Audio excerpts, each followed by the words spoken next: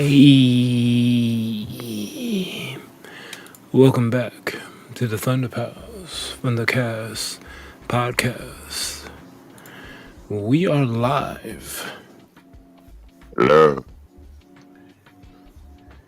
Hello. And welcome to the Thundercast in the evening. Yeah. Good day, y'all. We mean that, yo. Right. That's a reference that people aren't gonna get. At midnight. Good night. Who the fuck are you? Man, who are you? Start the shit up. What you mean? What the hell? That's what I heard.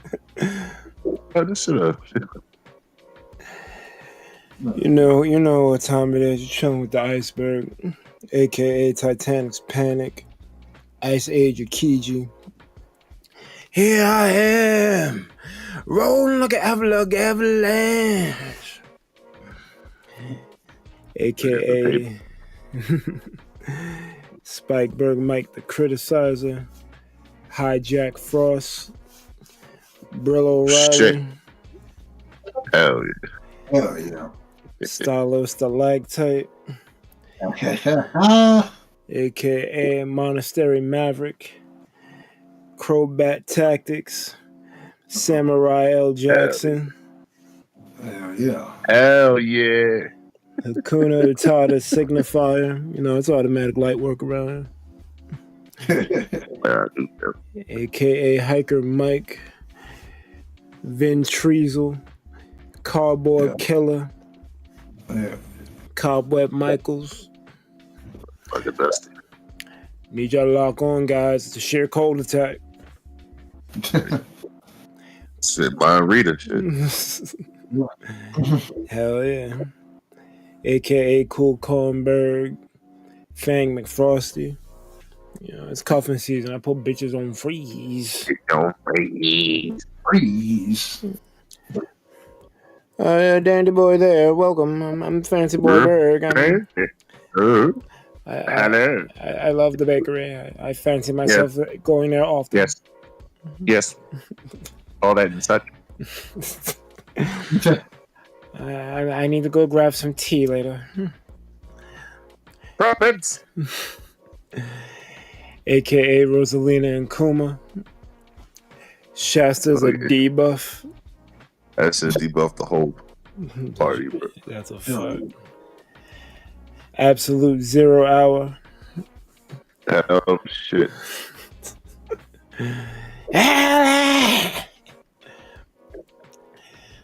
AKA Chorus of Ninjas. Gemini. He was back to Gemini. It's crazy.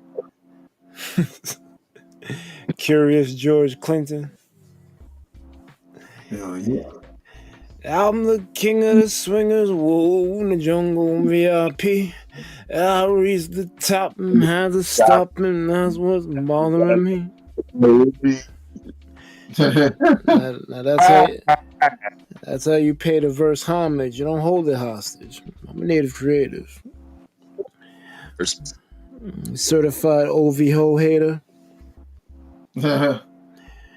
Diddy the Lubricant is a baby stock oil holder. Uber King. Reverend Mason Debitor. You know, he keeps bad company with him. I heard that Arsenio Hall ain't nothing to mess with. Oh yeah. Bad company. AKA Road Roller Rink Derby. Mel Metal Gear Solid. Armor Mama Mike. Victor Von Freeze. Griff Disney. Pick the ball. What's the Griff? You know it. Calm Before the Possibility Storm. Jonathan Joe Star Major's Disaster. That's a gangbang. That's right. Fucking lots of movies, crazy. Grand Rising, my kings and sisters. Hotep Stepperberg here. And the other day, some kid asked me, what's up? I told him, what's up? Struggle is up, brother. Oppression is up, brother. Salami, eggs, and bacon. We need to come together as a unit and uplift the community for overpriced CMOS. Yeah. But then he just ran away. I was trying to sell him something, but you know.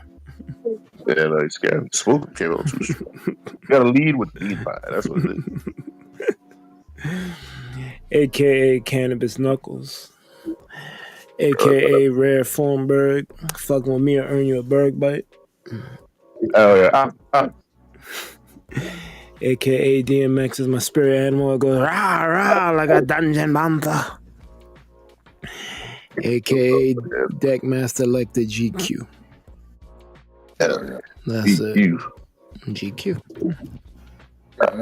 What's up? Hell yeah. What it up? Because Ayo babies Kapt D. Party people in the place to be. You know what D stands for. Whatever the fuck you want it to stand for. I'm Daimyo. Don't waste my time, yo. AKA D Money. Got a sharp smile from ear to ear. Keep it $150. That's how I know you fuck with me. AKA personal. The fine tuned dragoon. Hold up. That's some new shit. Let me see if that shit makes sense. All right. Nope, no.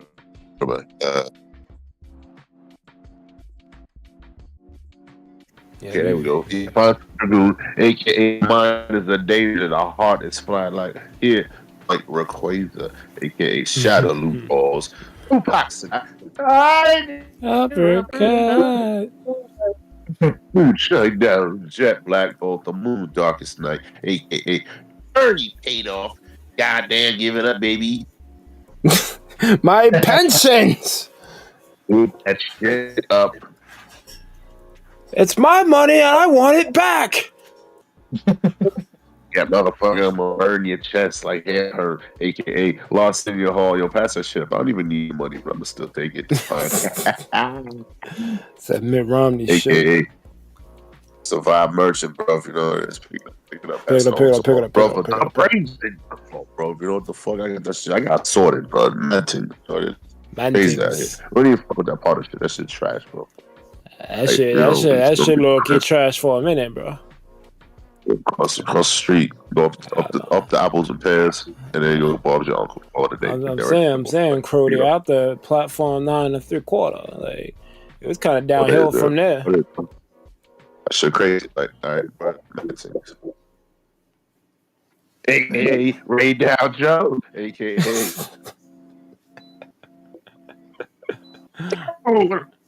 Fuck my Dragonator, because I'm not no bandit commander. I don't fuck with none of this shit. Stop being a bitch. Pick up your shit and let's go. Ooh. Hey, Hispanic at the disco. They be like, yo, Poppy, you on DR? I'm like, nah, man. I just look at shit. Nah, Poppy, you know, tell me what the truth. You know, you speaking Spanish. I'm like, nah, man. You know, I'm just chilling. He's like, Poppy, come on, tell me. Get off here, Poppy, that's my man. That's my man. Okay, DJ Bolsonaro with us. Smooth trash. C1 was FM.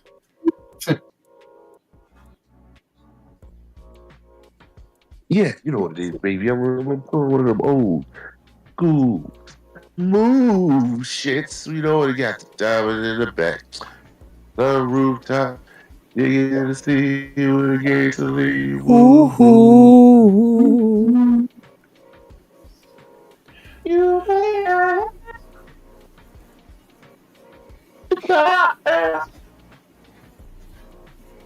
but remember, brothers and sisters, you can still dance. Yes, what wrong? Hell yeah, I got that panacea for your ear. I ain't keeping it on moving, baby. That's all for you. Nigga. Hey, man, nigga, the affluent nigga, nigga, never heard Siggity, Richie B down here. So got Dandy Man. You know, got Fancy Boy Barrett on the side. Hey, Then you got that hello. jumping jump. You got that Dave, the jump master flex man. Hello, the jumping gentleman himself. How are you? I'm doing good, brother. I mean, my I said, no, I need some more fancy in that stuff, sir. The fuck you went to Princeton and You, shit? Calm down. I'm like, you, oh, wait, well, shut you have to the talk all snooty and right? uppity and bougie. No, dickety, it's my snooty and elegant booty. You have to you have to talk like Migos bad and bougie. You I have to gotta go through this. you have to sound like you use Louis Vuittons as a table napkin. Exactly, please. Please, boss. Nice. Persnickety, please. like this, oh, high and mighty. I got something up my ass. Yeah, Yes, fantastic. very snooty. Yes, I believe it now. Sounds like from Africa, but that's I believe it. I believe you The got diamond it. line runner. He's on the diamond line grind. It's okay. AKA. Shit, man. Flex Daddy D Complex Brews. Remember D's. You know what the fuck it is. I played the fucking Tarkir pre-release yesterday. That shit was pretty cool. Yesterday? I think it was yesterday. Yeah, the rhythm was rocking through. You know, I bought a Soul Tie box. Got 5 Mardu rares, so I guess I'm playing Mardu. So, you know, I'm like, my Soul Tie box. I went to the judge. I was like, yeah, my Soul Tie box don't work. There's no Soul Tie rares. There's nothing to do. The shit. He's like, I don't know, man. Fuck tell you whatever. So I was playing Mardu and shit. Got 2 1-top edge. Pretty cool, pretty chill. So I complex brews and ready me's still be coming through even though I haven't played Magic like a year, so you're at least like after shit. Yeah, it's all good. Hell You know, ended off with the El Negro boy with the fucking dopey yo-yos and the fucking get his bitch some golden experience. All right, god damn, this shit crazy, son. You know, you got fucking all kinds of just hopping cars and fucking, you know, playing that, blasting that wham out the window, son. Fucking, I got the AC up and we going down the DC. This shit is like ridiculous, son. You know, popped up to my man's the other day. He's like an arrows. I'm like, yo, this is cool for real. He's like, yeah, no pop up, but on the radio, it's on the Moody Blues and shit. I'm like, yeah, come on. Damn. You know, he's like, yeah, just slide it over. Just give me a puff of that purple haze. I was like, all right, bro, you're good boy. This is kind of crazy right here. Yo, he's like, yo, I'm gonna have myself a good day now. You have yourself a great day. Hell yeah. Some of that, Chime in. some of Throw that, in the JoJo as long as you make sense. Like, some of your shit was getting cut off, but you know, you notorious big out here. so they got for real. You know, talk to this lad bitch. She's like a Spice Girl. This was crazy. Hell yeah. I mean, are you a Black Beetle? Or? Yeah, I smashed the shit like wham. Fuck, That's pass it on to the jump. Can I get a chicken burger? Can I get a ticket? No, you can't get a ticket. No, can't get a ticket. Can't get a ticket. Jump, master, flex night. Jump, master, jump, master, flex night. Master, flex night. The J Stir is finally here, and what you gotta know is the Brooklyn finest jump master flex man, aka J Stacks the Master. Wait a minute, hold on. How you Brooklyn's finest? You in Florida? You in Florida? What type of fraud shit is this? I still keep a cool down here. You keep a goon down here. I keep a goon down here. It's crazy work. He do though. He keep it goon out. Elegant goon. Wherever the fuck you want to reside. Go ahead, continue. AKA Mega J-Tron with the Blaster Master to your Starscream eardrums. Okay. Ooh. AKA Jump Meister, because I bring him on the Starscream. Hell yeah. AKA New York J Walking. That's a fact. A fat for life. Following no fucking rules. Outlaw, baby. Outlaw, baby. Fuck your rules. Fuck your I ain't rules. getting chased by the cops because of a jaywalking. That's crazy. Yeah, crazy. AKA Jay Shearer, the North Star Fist Master, at the Otta up on your biceps and on your pressure points. What? This one. You already jumped. Wait, The what? jump man, AKA the jump man strikes back. The jump man strikes back. I am your J Master.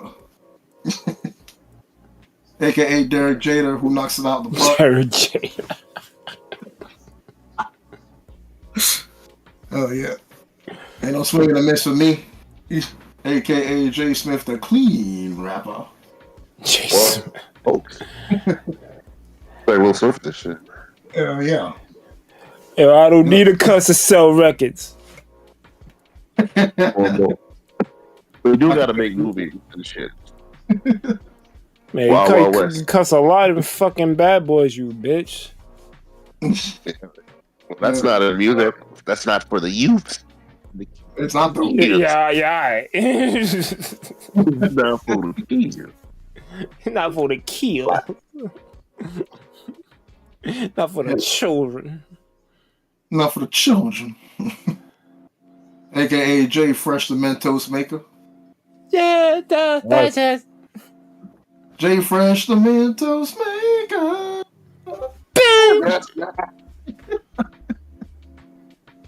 AKA That's yeah. crazy. All of the fucking shit. All of them are hilarious. They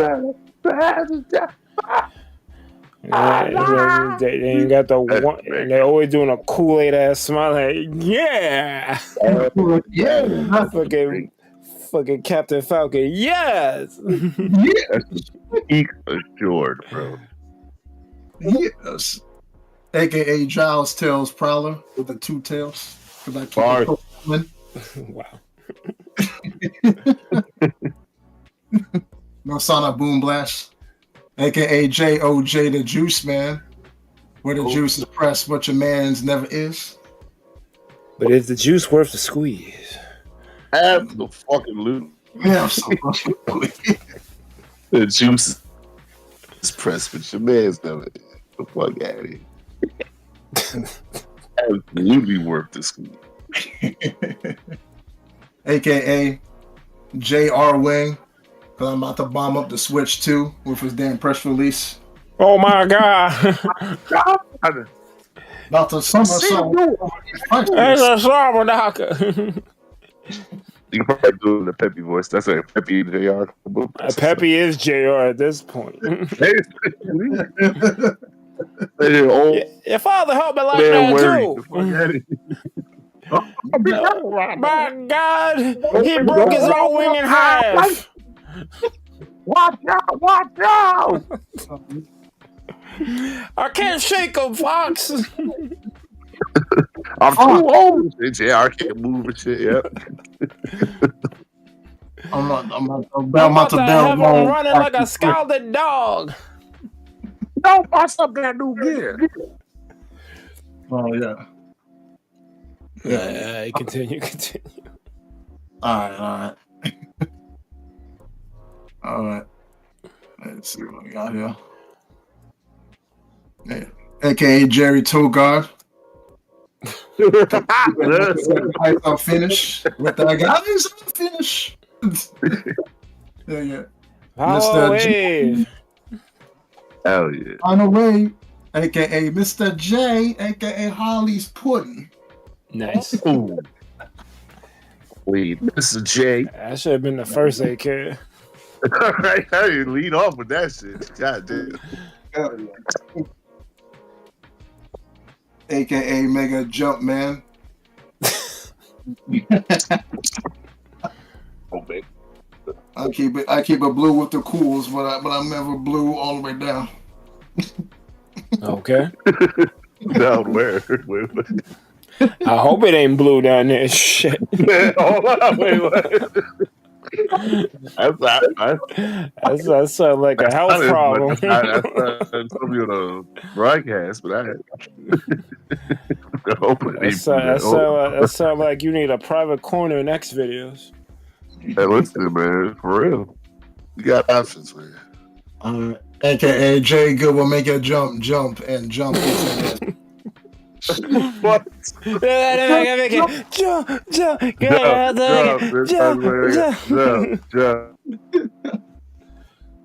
I don't know what the fuck they were saying. I don't even remember the Daddy Mac, and I don't know why he calls himself that. No fuck is the Daddy Mac, right? Like 13. Word, fuck out of it. What you macking? What daddy? You yeah, you better be quiet before your daddy smacks you with a Mac. Crazy. Yeah. I'm good. All right, so we got a lot on our plate, but we're gonna try to condense. We got I wanted us to go over our top 5 Nintendo IPs.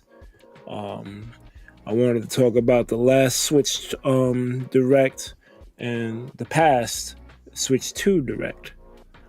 A bunch of chairs, because Marvel thought it was cool to do a 5-hour live stream showing chairs.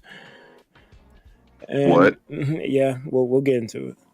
And the last 3 episodes of Daredevil, which were all immaculate. Although I may slowly be starting to agree with Screen Crush about one thing, and we'll get into that when we get into that.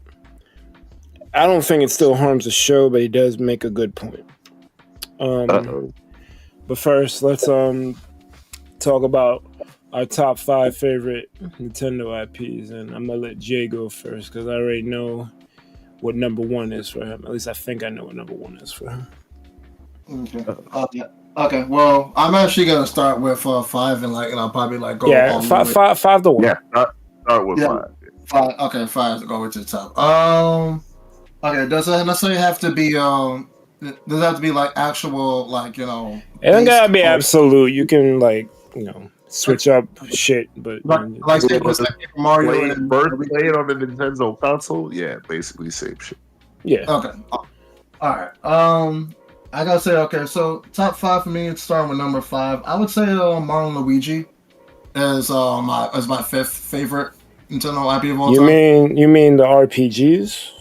Yeah. Okay. Mario. Okay. Yeah.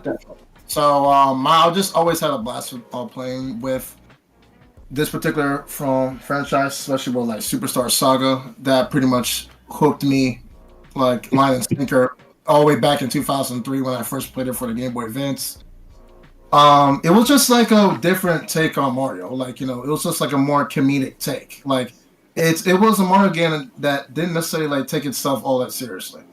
It was kind of like a breather, like a breath of fresh air. It's okay, we know you want to play Mario, but let's just kind of have a nice twist on things and a more comedic twist. Let's make fun of ourselves and also make fun of the main 2 characters and everything else in the world, and give them proper enemies that are just as hilarious, but they also have their own unique twisted humor to themselves. And you pretty much get the recipe for Mario and Luigi. It's a very good-looking, spectacular game. The RPG elements of it, it's not necessarily your typical one Final Fantasy or Frontier Saga or anything like that, anything crazy like that, or Rhy'zrd. It's pretty much something that's more a brothership of a combination of attacks and the way how you move throughout the whole entire environment. So your A button is pretty much Mario. Everything A button related is Mario. Every B button related is Luigi. So, and you get to mix and match the way how you want to go level up. Throughout the whole entire series. I would say this gotta be one of the premier games that I've first played on Game Boy Advance, and ever since then I've just been hooked onto it. I just want to get my hands on every single Mario and Luigi game that comes out. And to be honest with you, I actually really feel these adventures are a whole lot more clever and more fun to deal with than the regular Mario series. In my opinion. The number 4 for me would definitely be WarioWare. This is another like comedy stuff from Wario. Nintendo. In a sense, it's not necessarily Wario Land, even though that's another favorite of mine. Well, we're probably gonna get to that later. WarioWare pretty much it's our main Wario in Japan. Pretty much is like a take if Wario decides to make money in a different way. So in a more blue collar way, I believe, or white collar, maybe.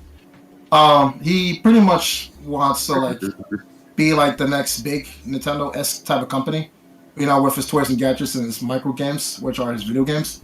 And he gets his hilarious cast of workers who pretty much have their own unique themes and twists and turns with them. Kind of like 9 volt and 18 volt and Kapt and Anna, which makes Katana. So yeah, Mona. And I like the other guy, Orbitron, which is the white alien. And then there's another guy who's like kind of like a disco guy. I forgot his name. I'm not gonna hold you. You are a fan of that shit because I know the characters, like what they look like and shit. I don't remember none of their names, bro. Yeah. You got that shit, bro. You don't necessarily have to remember their names. You just gotta remember their micro games because, and 9 volt and 18 volt. Those are like old school Nintendo games of the micro games. Yeah. Mona is pretty much like leisure activities, whatnot, like everyday activities. Anna, Katana is more for like traditional Japanese style mini games and whatnot. So and Orbitron is kind of like memory based, space based micro games that you can play. So and the game actually does have a unique story to it. Wario wants to be rich, by making these games and gadgets. But every single time that he sees success, he screws over his employees and takes the money for himself. But that is a unique twist and turns to it too at that. Nah. Number 3 is this is another one for Wario Land. I like Wario Land. I actually liked it ever since I beat Super Mario Land 1 and 2. So Wario Land is pretty much like the introduction of Wario, this time as a protagonist, not an antagonist. So and just his own unique ventures. It's like a big twist of like Super Mario. It's not necessarily like you have to go rescue a princess. You're really trying to it's really greedy based.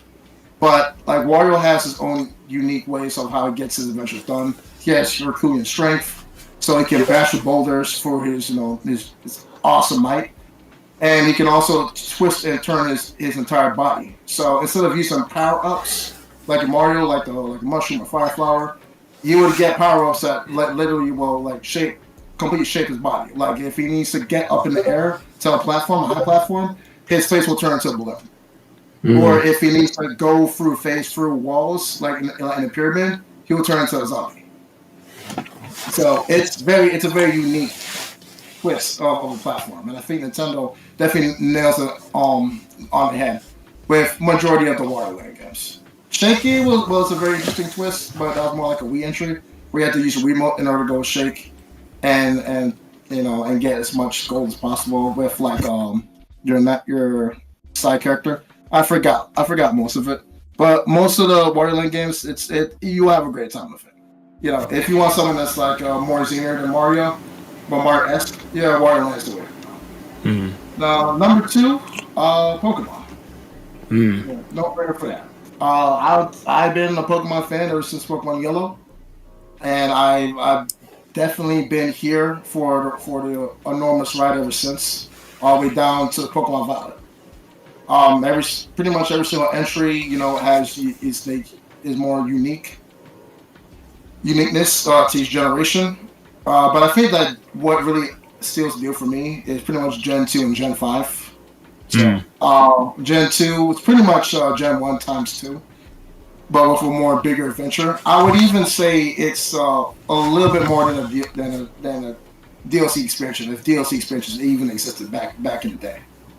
So I mean, it didn't. That was just like bonus.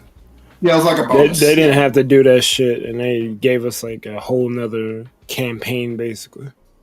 Dude, like 16 badges is crazy. Yeah, that was crazy. That's we crazy. never got that again or since. Yeah, which I really wish that they actually can bring back, honestly. So, and Gen 5 was just great. I really feel like Gen 5 just had like the best Pokemon story of all time. Probably honestly. did. It hit it home with both Black and White 1 and 2. Like, it's slapping the faces of Sun and Moon, X and Y, even Scarlet and Violet. But the people who made Sun and Moon made Black and White, so you should like that game too. Don't bother me. Yeah, Scarlet and Violet. I enjoyed it. I mean, I like the fact that they went above and beyond with the expansions.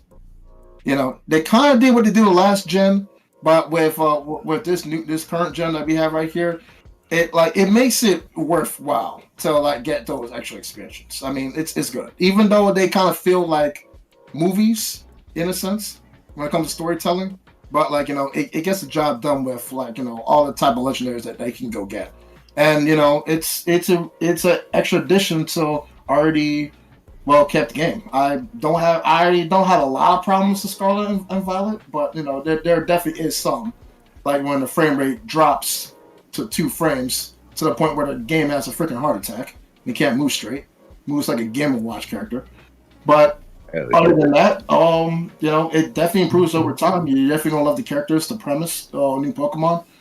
It's all right. I definitely like the new modes that they have with Scarlet and Violet, and it makes it worthwhile. So I really feel like Pokemon is here to stay. Hopefully, it will get better with Legends ZA and all the new entries coming out. Yeah. And last but not least, of course, you guys know we have to barrel roll into this one. Star Fox is the one of all time. I love it. I love it so much. So, I didn't necessarily. I did beat the very first one back on Super Nintendo, but it was 64 that really sold it home for me. And you can't what's not to love with Star Fox 64, and pretty much like all the other. Well, I say most of the entries that come afterwards. Command was alright. But I beat Command. It felt like a little short, but it all depends on the paths that you take with Command. 64, going back to that game. The voice acting is great. I really feel like it was cutting edge for the time for it to have those features. More over than like many other N64 games. Just to have that. And the normal feature actually makes it worthwhile when it comes to the all-ring battles. And it's great. It's great. It's just a great overall space battle all-out adventure. Adventures was great. I really feel like Adventures it was unique because the first time that we're actually land-based, and so Foxy Cloud has to explore the whole entire terrain without its all-ring pretty much. So it really felt like an actual foot adventure, almost Zelda-esque, if you will. But this time you had to stop. So, but other than that, Star Fox, I really wish that we can actually see this one more time. I think it is coming for Switch too. Hopefully it does, but it definitely needs to make a comeback as soon as possible. It's like Melee. Yeah. Well, that was wrong. All right. Yeah. Oh, here comes a new challenger. Three quick AKAs, quickly. You said go. Who the fuck is you? Yo, the name Spencer, aka Big Cinnabon, aka Top 2, aka Young Monsoon, aka the Spin Cycle. Pause. Yo, what the fuck? I'm ready at all. Yeah. Welcome. Absolutely. Sitting on them. All right, well, Sitting on them. you just walked yourself right into a top 5. I only came here for one reason, to make sure ain't nobody in this call getting misinformed on the Switch too, because that shit been happening way too much now. Well, we're not up to that yet, but all right, cool. We can use the expertise though. Yeah. Definitely. While you're here, you gotta drop your top 5 though. Yeah. Drop top 5 though. Go ahead. Wait, I thought Jay was. I'm gonna switch it up too because Yeah. I didn't like Bird's question, so I'm gonna say top 5 Nintendo games because I'm gonna go with that because fuck the IP. Honestly, I'm kind of a Nintendo hater. I don't know if y'all knew that, but low key, I do have Nintendo games that I do love. So gotta. I mean, IP or games, it don't really matter because I got Star Fox on mine, but I only really fuck with 64. So basically, fuck the franchise. So it can be either or. That's what it is. And then there's some games that only have like one game in their franchise. So. But you want to go next, Spencer, or D? You want to go? Like I don't really care. I can go. You go. Spin go. Nah, I'm going last. Go. Oh, you're gonna go last? Okay. All right. You don't want to go right now, Spin? So. Yeah, I'll go. Okay. So I'm gonna do IPs because games kind of hard. I play mad games. Gotcha. So, one Smash Brothers. That's like my number one right there. I played every single one. I like every single one. So. You even like Brawl? Yeah, I thought Brawl was good. Okay. I mean, the tripping. You could miss me with that, but that's what I'm saying, bro. The casual content. What was it? I will say it was worse Melee, but it was still its own entry. So it was still, you got to give it its flowers. It's still great. They had a great roster. Yeah, the casual content was top tier. So. Okay. It was.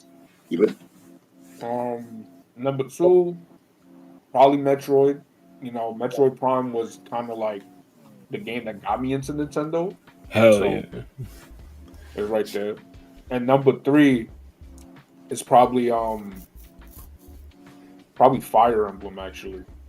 Because Fire Emblem, well, it's a weird history because when I was a kid, I got exposed to like Mystery of the Emblem for DS, and then later on I played Awakening, and I was like, oh shit, Marth is on the thing, and I was like, wait, that's not Marth, that's Chrom, and yeah. Number 4, probably Kirby. Because Kirby is one of those franchises where it's not what you expect. Like everything looked cute and kitty and shit, but the story is for some reason something out of some H.P. Lovecraft type shit. Facts. Gundam is not what you think. Yep. And then number 5 is probably Pokemon. Like even though I don't like really with the way the modern games are headed, I still have fun when I play the game. So, and I still look forward to the Pokemon designs. So yeah, that's my 5. Alright. Gen 8, I'd say Gen 8 cooked the most as far as new designs. New Pokemon design. Gen 8 had some of the best recent Pokemon. The most best recent.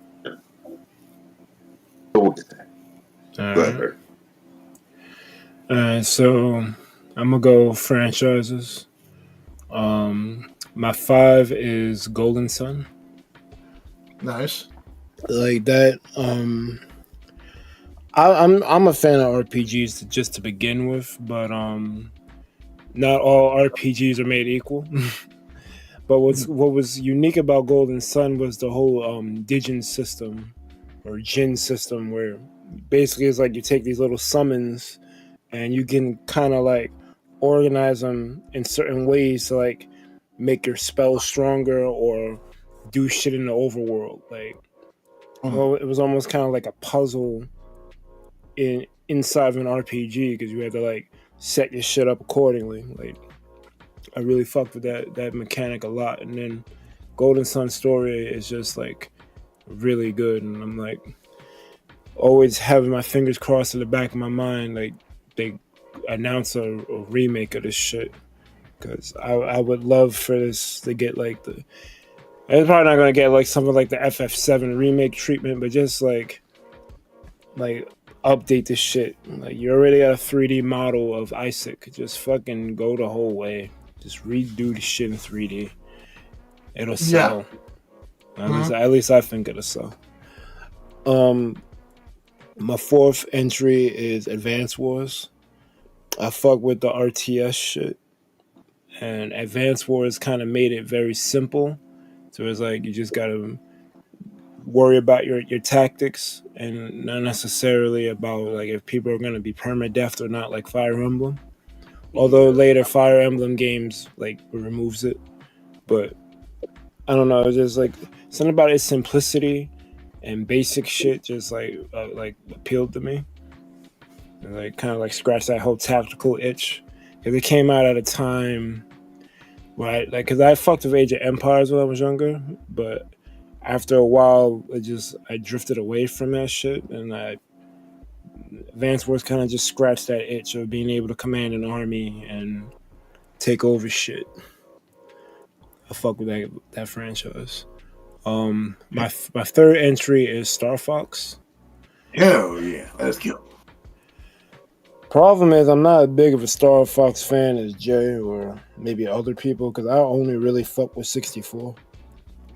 But 64 was so good that you almost don't even need another entry in the franchise because like that game was doing things that some modern games still can't do now. So it's like that shit was mad ahead of its time. I would just love for them to like. I've always said I wanted them to do one of two things: either just remake the shit Star Fox 64 from top to bottom, and with new like high res shit, or go the Mass Effect route where you control Fox and you go across the Lilat system, and you're trying to figure out where Andros is because they don't have Planet Venom on the star map, so they got to try to figure it out. So he goes and asks different people on the different planets to try to figure out where he's at. Like, I thought that would be like something really cool, and then you could even have like cross IP shit in there. You could have Samus make a cameo. You could have freaking Captain Falcon make a cameo. But they're all dealing with space bounties and shit, space pirate shit. Like Facts. Right. Like Space uniform. Yeah, like they like No. like if Nintendo really like thought about it and like tried to execute some space opera shit, they really fucking could. I don't think they're gonna ever do it. Like we're gonna see another Star Fox. Kirby could be in it too. I know we're gonna get another Star Fox game eventually, but my whole grandiose space opera idea probably won't happen. But you know, maybe one day someone will wake up at Nintendo HQ and like, you know what would be a good idea, and they do the whole space opera thing. But no, Star Fox 64. They're making it. How about that? What happened? I don't think around. Streams still around? Dreams? Dreams, whatever. Yeah, that whatever making game shit. Is that still around? Oh, I don't know. It kind of is, but so start thing. Just to make this cotton up fucking fanfic the shit. It says creativity starts with you. One magician at a time. Allegedly. Yeah.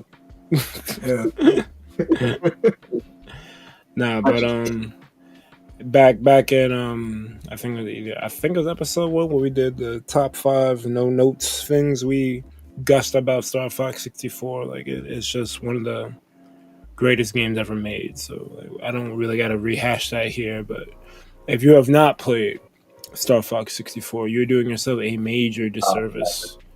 Yeah. Pop in that NSO. Pop in that NSO. Download that shit. Play it. It's fucking great. Too much Fortnite. My bad. You're right. He might come to Fortnite. Fox might come to Fortnite before Nintendo puts out another Star Fox game. That bro. I'm gonna be somewhat liberal. I'm gonna be liberal. I'm like, bro. I mean, it's plain in your face, bro. People want this damn IP to come back, bro. What y'all doing? In your face, bro. Miyamoto was too busy trying to fucking have you use a second screen. fucking control this bullshit ass crab R-wing. Like, sit down, Miyamoto. I'm glad that he's in an advisory role rather than actually developing shit. Cause like, low key fucks up. You know, he helped make it. All right, so my number 2, speaking of Miyamoto, is Super Mario Maker. I love this franchise to death, and there's only one other franchise that trumps it, but not by much, because I do love Mario Maker a lot. Like I wish I could get back the feeling of playing the first game again. Like it's like you had to be that type of shit. It was like a window of like a couple of years from when the game came out to when they closed the servers that you could play the game as intended. And you can't play it as intended anymore. You only have Mario Maker 2 to play, and I've always said this, on paper, 2 is a much better game than 1. It gives you more things to work with, more tools, you get more music, you get the vertical, you get more themes. They did a cop out with the 3D world shit because you should have been able to interchange that, but whatever. You still there's more. You plus by jumping over to 2. But one thing besides the amiibo costumes that gets lost from transitioning to 1 and 2 is the soul of the first game. You can tell, especially in the marketing for 1, they really wanted you to like kind of like dig in behind the scenes, like how do the developers make these Mario games. Like the first game gave you an idea book, and like it was just different sketches of them making levels, different concept art, kind of help you get started on how to make your own stuff. And like even like unlocking stuff in the game, like as you made levels and uploaded them, if you were given stars, because that was like the like thing online for Mario Maker, you would unlock more level slots to upload. So it kind of nudged you in the direction of make good levels, you get rewarded. It was such a great experience, and I wish I could have that back. Hopefully with Mario Maker 3, because Nintendo would be idiots not to make this game. We kind of get some of that back. Some of that magic that was in 1 back in 3. Because 2 was, I won't say soulless, but cash grab. But it was definitely cash grabbing. It was like, oh shit, 1 did good on the Wii U, we gotta put it on the Switch. Yeah. You could have kept it literally the same. Honestly, they could have made it a service game, and you could have kept the same servers. And I would have even paid the $60 to buy it again for the Switch, because obviously disc to cartridge incompatible with each other.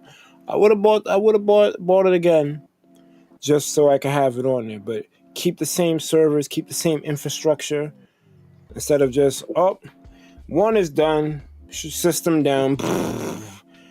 All right, we got 2 up. We got this new set of servers now. But I already know they're going to eventually shut those servers down and got to start over from scratch again with 3. And that day is going to suck.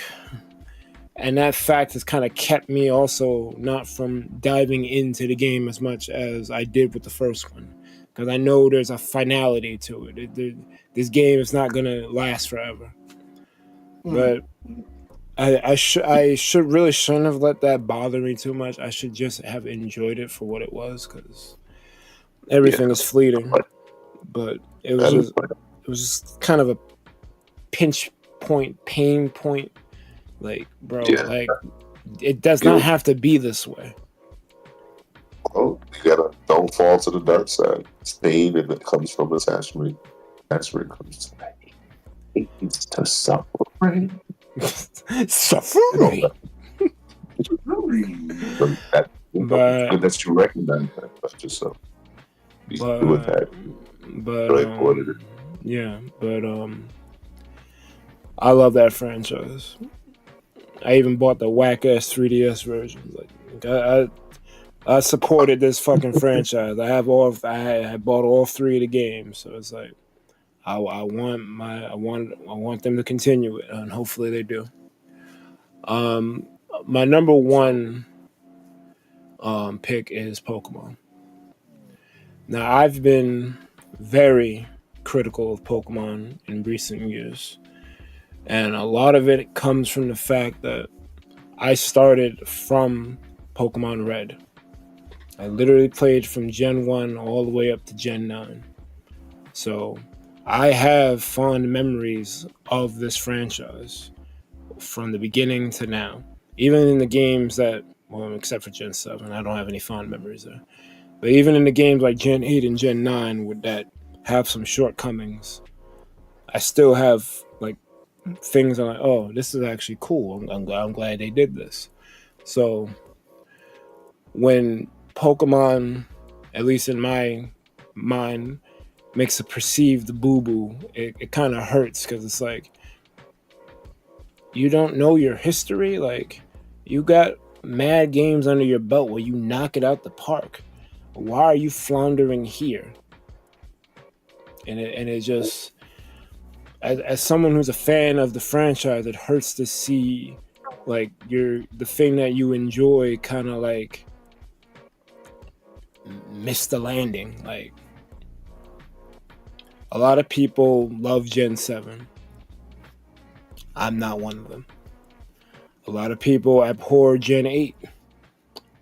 Aside from the DLC, I'm not one of them. I don't think Gen 8 was a bad game. Same with Gen 9. At Gen 9, even less, because really, the only problems I have with it is frame rate, that big-ass gap of land that they're not doing nothing with, but it's just in the way. Like, everywhere else, you're surrounded by water, but in this one corner of the map, you got this mountainous-ass shit, and you ain't doing nothing with it. We thought the DLC was going to be on top of this thing, but it's not. It's like some GTA 3 shit where, like, you fly to Dodo. You're not supposed to fly to Dodo, but you fly to Dodo and you find the intro level that's in the corner of the map because they hit it because they didn't think you was going to be able to get there. And it's like, bro, like, this is cool seeing this shit, but like, do something with this. Why is this shit sticking out like a sore thumb? Right. And then obviously the whole them lying, but that's less about the game and more about Game Freak. But those are the only like problems I have with Gen 9. Well, there's a 4th problem. I can't replay that game. Because once you figure out that it's not really open, there is a line, you can just break that line and you run the risk of being underprepared for the level 50 stuff with your level 30 mons. But like, I wish that they had some type of scaling in that game where like the enemy sees you and adjust their level to your mons. Like I don't know if that's asking Game Freak for too much. That might be too advanced, but I kind of thought that's what it was when I first played the game, because they gave you so many choices. You could deal with Team Star, you could deal with the regular gym challenge, you could deal with Arwen and his fucking discount Monster Hunter bullshit. Like, you had options, so I thought that like you could just do anything in any order and you'd be alright, but it's actually not. I'll give them this. They made the terrain kind of like lock you out of going too far out of your way to get mollywopped.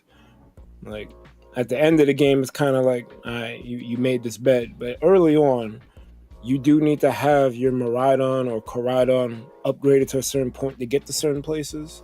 So I'll give them that. They at least locked it to the point where you wouldn't be too in over your head.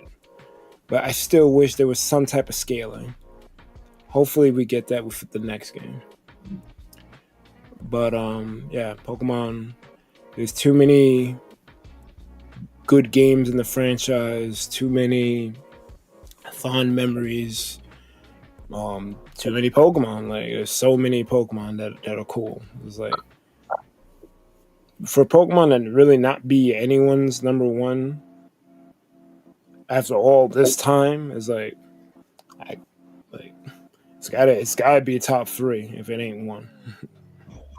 Because it's shown time and again, even in its low points, that it's a juggernaut that's here to stay. Right.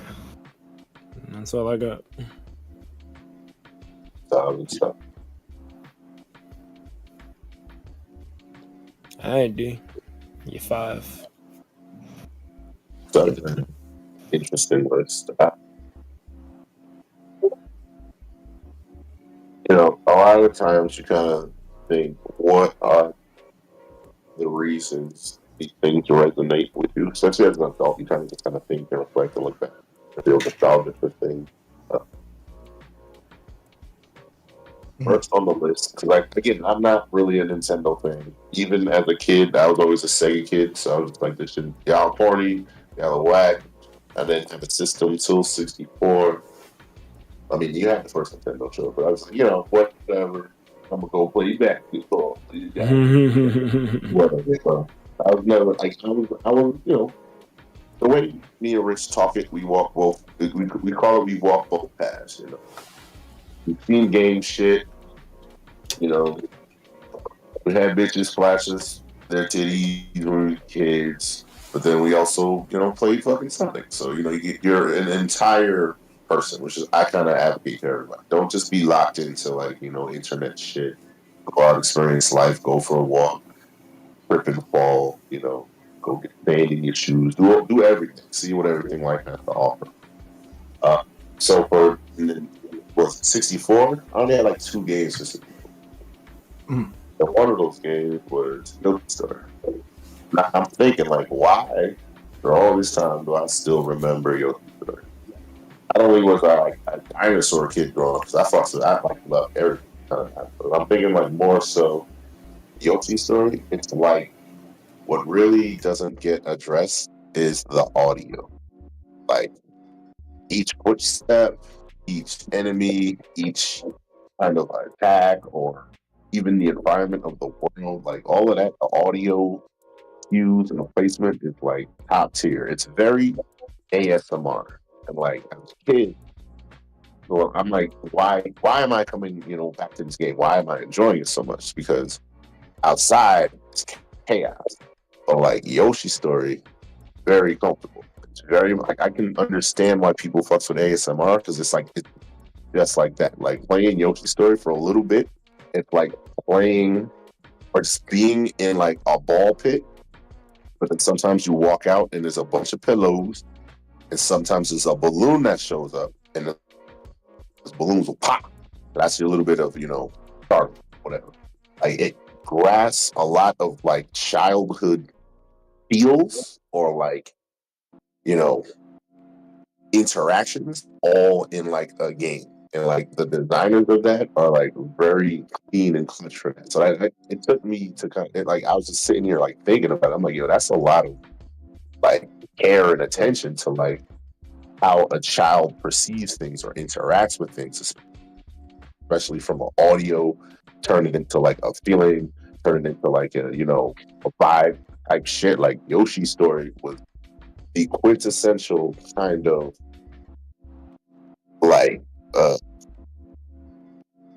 not a drug, but it was a vibe session, a way to kind of calm kids down. Because for me, I was just running the fuck around. I was basically just a tiny velociraptor when I was a kid. Just keep it above real. I was running through, tearing shit up, whatever fuck.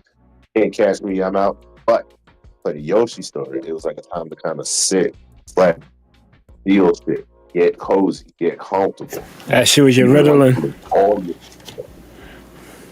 That shit was your Ritalin.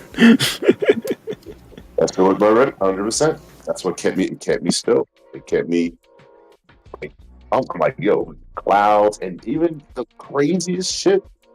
There's only one song the entire game. That's a fact. Just remix. They're actually really good with that. Like all the Yoshi games, at least the ones I've played, they use the same song, but they either build on it as you go through the game, or it's like slightly remixed, like you said. It's all remixed and it's all the same. But that's the thing too. Like that's kind of metaphorical because I like that's what life is. Life is you, but different circumstances, different highs, different lows. You're still you, but there's different things that kind of help bend and shape and sway you and shit like that. So like Yoshi, like Mega Man, is basically how to grow. It teaches you how to grow up, or at least stick with shit, or at least figure shit out. You know, as a kid, like you know, you get all these experiences, like you don't really know how to interpret certain things, but it's like Yoshi's Story is a good, you know, way of okay, you get lost in the woods. Oh, okay, you're going to the fucking hardware store. That's like the plumbing level. You know, fucking supermarket. You know, it's nighttime, so they have a fucking moon stage with a bunch of fucking pillows in the sky. Like it's ready for sleepy time. Like it's very well. It's like very immersive.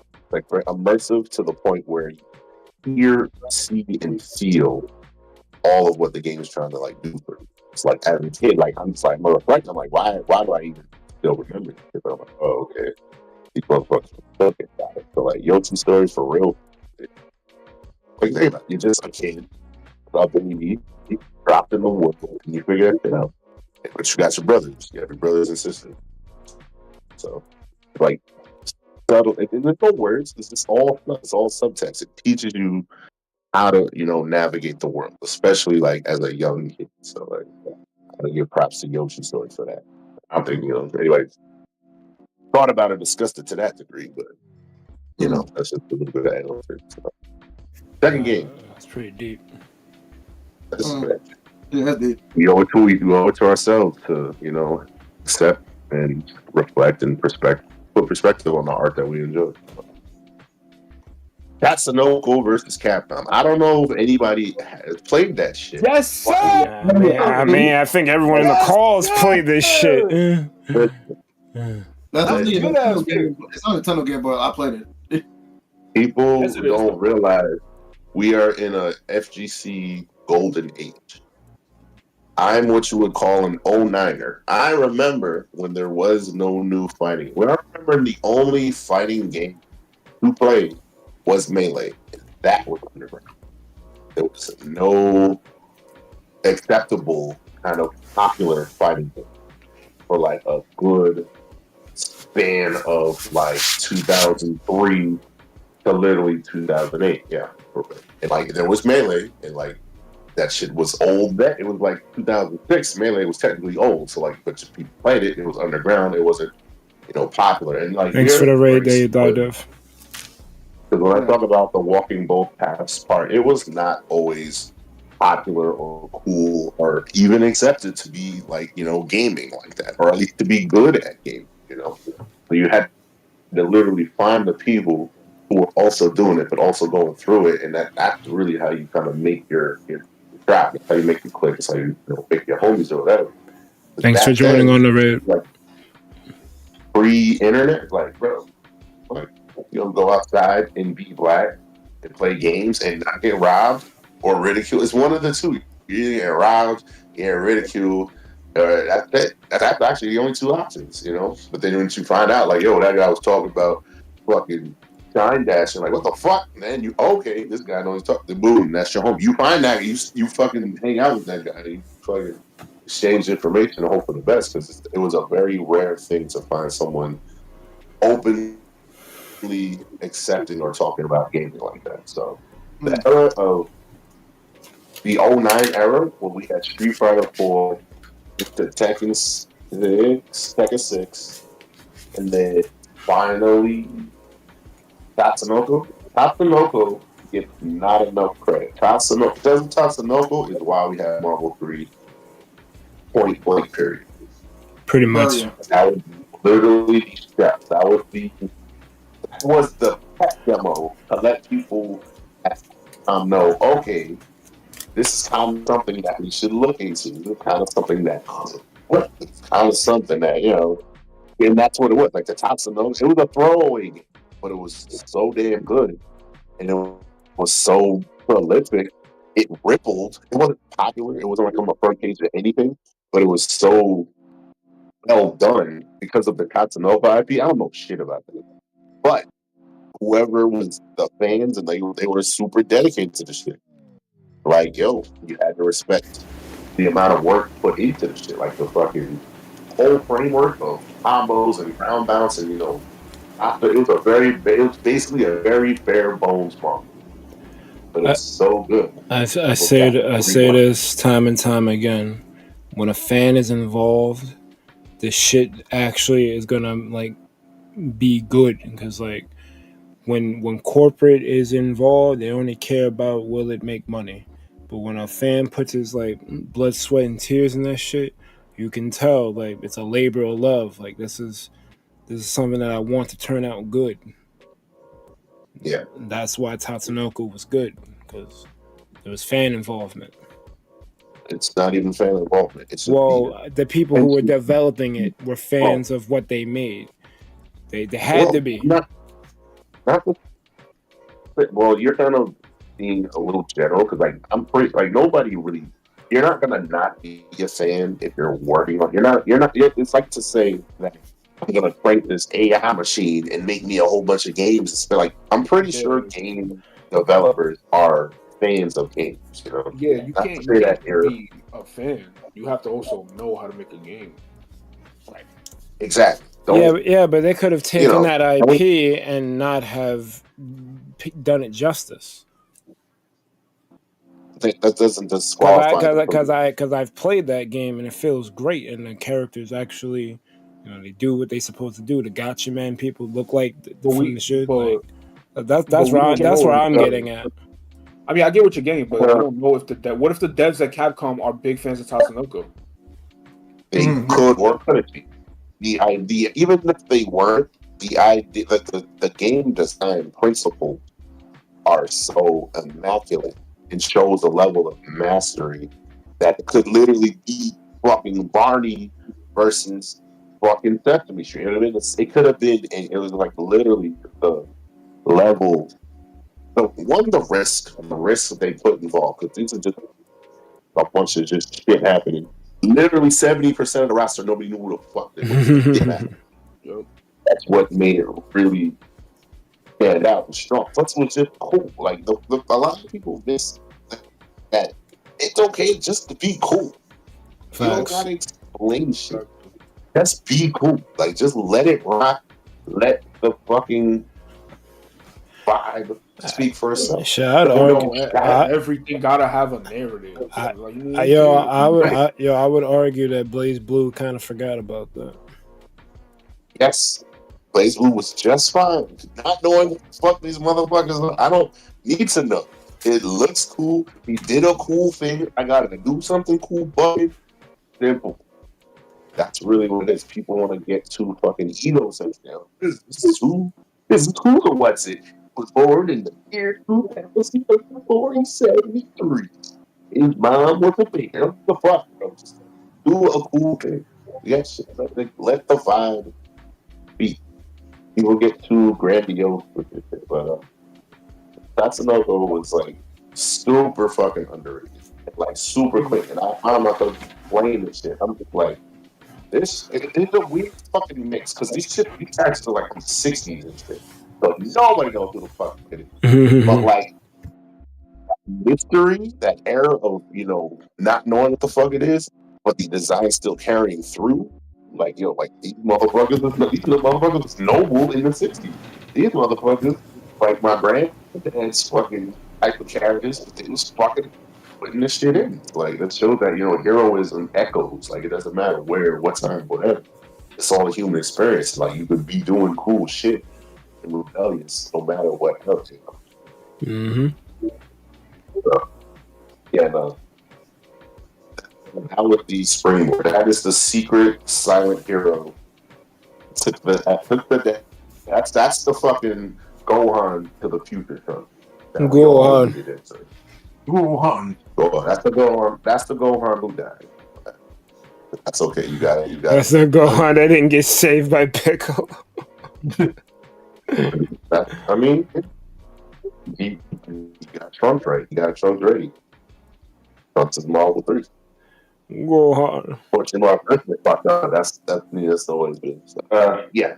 So Captain Marvel was fucking clean. And I'm a fucking Wii exclusive. Like, what the fuck? It was crazy. Crazy times. Number 3, I'm gonna say a lot of people don't really know, and it's really a different thing. I'm not saying it's a good, bad thing. It's just a different thing. Monster Hunter for the 3DS or whatever. What is it? DS 3DS. That era of Monster Hunter. Why we have World and all this other shit today. People thought that once it gets off the PSP, it's gonna be what? Like people can't predict shit when it comes to Monster Hunter. You can't fucking much. You can't. It's lift shit. At the Monster Hunter era for 3DS, that's probably still to this day the best era of Monster Hunter because it had all of the core things, but it was personal. It was like to, yourself, but then also it still the purpose of Monster Hunter is to hunt and find people and do cool shit. And do cool shit with other people. Worlds, for lack of a better term, it's very commodified. It's very a tailored experience, if that makes sense. It's very much, oh, here's this cool thing. It's like a movie. It's like, okay, here's this cool movie that everyone likes, and everyone likes it because it's cool. Okay, what does that mean to you personally? I don't know, but everyone likes it, so it's cool. So it's good.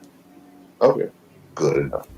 The 3DS games is very tailor made to you. Like if you bought it, it's so much fun. It's like a whole discourse going on now. Where I don't miss any of the chores I had to do. I don't miss any of the fucking work. Thank God everything's streamlined. Thank God I got a job. I had 4 kids. I'm not trying to fucking fuck. Like no, that it's basically like when people say grass is greener on the other side, type shit.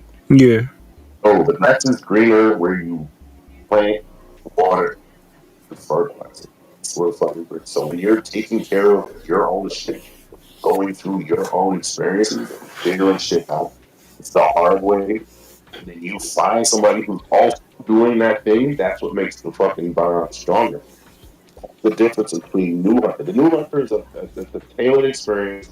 Everyone gets to kind of be a part of, but no one has any of their own stories to bring to the campfire.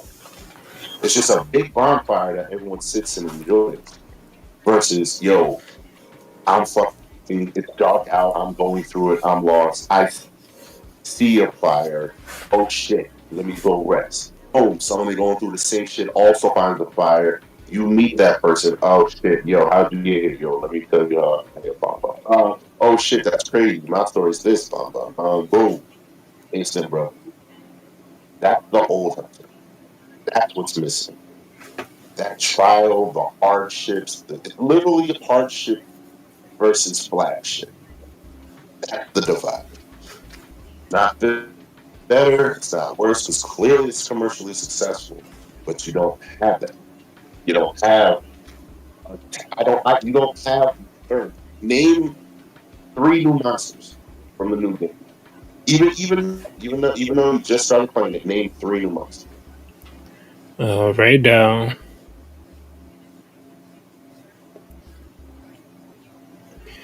Damn, I can't fucking pronounce that fucking monster's name. It got this weird purple shit. And it attacks you with poison. I can't pronounce the name. It's cool that you can describe it. That's a good style, though, yeah. We'll count that. And then, what was that hairy shit? I think Doshagona? It's a fleeting thought. I can tell you front and back what Conga does, how it attacks, what I gotta look for, what its weapon does, all this other shit. I can tell you front to back what Kuliaku fucking does front to back, all this other shit. I can tell you front to back what Gorma Gala does. I can tell you front to back what Hodor the Door does. I can tell you front to back what Garu fucking Megalithic. So that's the difference. You remember pictures and images. The old hunter, as you know them, you would know the name. Even then, I would take it to the point. What is the name of Ray Dow's weapons? What is Ray Dow's armor? What is Ray Dow's special attack? If you have the full set of the old hunter lets you became part of the world instead of just experiencing it. Instead of it happening to you, you were in it. You were immersed. You figured it out.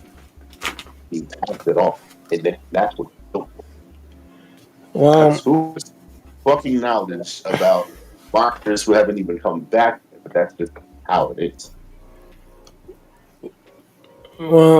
There's probably some truth to that because I do remember monsters in World easier than I do in Wilds. Like I remember Legiana, I remember Kieran, I remember Toby Kadachi, Anjaref. You like the mountain, yeah. Well, it was good. You remember the mountain, and that's good too. I don't really remember the monsters that well in Wilds. Well, Wilds is so I don't really kind of take that, but it's good. It's good that World still kind of had a good boat. It was great too. The World was memorable. The World took a step away from the need to fight them more than once, but it's different. It's a different. So even though you know Anjanath and Garen, could you teach somebody new how to beat Anjanath and Garen with a decent, summary, or at least a weapon that don't really, familiar with? I probably couldn't do that. Right. It's kind of different. Like, you remember when we popped in Rise and then had like the day one shit, and I was just kind of going through, here's the basics, whatever each weapon. I don't even play these weapons, but I know the basics. I know what you cut. The game made you kind of like, what's that shit? What's that shit Villagers from? Animal Crossing? Well, yeah, it's Animal Crossing. Yes, it's similar to that Animal Crossing experience where you get immersed, but you know your shit. Because your shit, it's you, part of you. It's literally a part of you that you're passing away. Like I said, it's not a bad thing. It's a great thing that's getting the exposure, but it's not the same thing. And that's probably what a lot of vets feeling, trying to express, but is getting lost in the sauce. But that's okay. Oh well, like I explained with Mario Maker to Mario Maker 2, it's like it's different game experiences. The first game made you feel like you was trying to become a game designer, and 2 was just like, oh, here's a level editor. Here you go. Very simple. Yes, very commodified. Yeah. That's the difference. Like something was lost when transferring it from the 3DS to PS4. It just happens sometimes. That's the ripping of the game. What it is. And another difference in the medium, like the medium is shifting to more visual and fleeting kind of bit. You're cutting. Saying that the medium as art gaming in general is fleeting. It's very, very much, oh, this is nice and shiny and new. Oh, what next? The attention span is just fucking crazy lost. And that's the medium of gaming used to kind of be. It's like, how do I delve in? How do I get immersed? How do I kind of, experience what I'm feeling in the real world and kind of help project it or work it through this other medium that isn't real. That is fantasy, where I don't, face judgment or shit like that. I kind of just like work out a lot of my problems. I work through a lot of my problems through music more nowadays, but it used to be gaming. It's not as much gaming because I haven't really found any kind of game that lets me kind of just vibe the way it used to. Because everything just kind of wants me to fucking shock me or cram some shit down on my throat, tired, like super flashlights, experience it, and then end it, and then get on to the next thing. You don't see a lot like the close. That's why Elden Ring is like such a big thing. Like the fact that like a lot of times you can kind of just stand in Elden Ring and look around and kind of just sit with yourself without some fucking or fucking crazy fucking banjo solo coming in, fucking ruining the thing. The of silence is very much like. And that's what people are like craving, and that's why Elden Ring kind of stands. But I haven't seen that all the time. That's not what happened to me. I got jumped. Well, let Spencer try waking up from spawn and then just stand. That is something the game lets you do. I don't expect to get my ass beat. Yeah. Well, that's kind of what I'm talking about. Because like if you're walking and you're on mission and doing shit, then yeah. But like try to leap on, take like 3 steps, and just kind of survey. Just sit in the vastness. All right. Give yourself that. Then you'll kind of see like, oh shit. Once you know your mind wanders and shit like that. That's kind of like what a little bit missing. But yeah. Like Hunter. Number 2, yeah, Hunter's great, but it is a different experience, and it's a different topic because I would give anything to be able to stream those eras of Hunter, but it just wasn't possible to stream the 3DS. Well, it was, but we couldn't afford it. It was crazy, and then it was risky on top of it. Mm-hmm.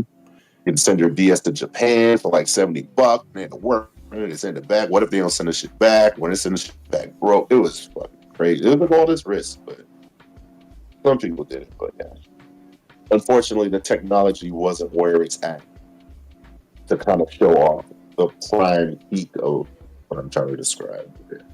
Number 2, Pokemon. I'm gonna say Pokemon Stadium 2. I'm gonna get specific to an era because to me that's like the prime pinnacle. Pokemon was not only at its best in the real world, but also just at its peak as far as gaming because it didn't need any other addition.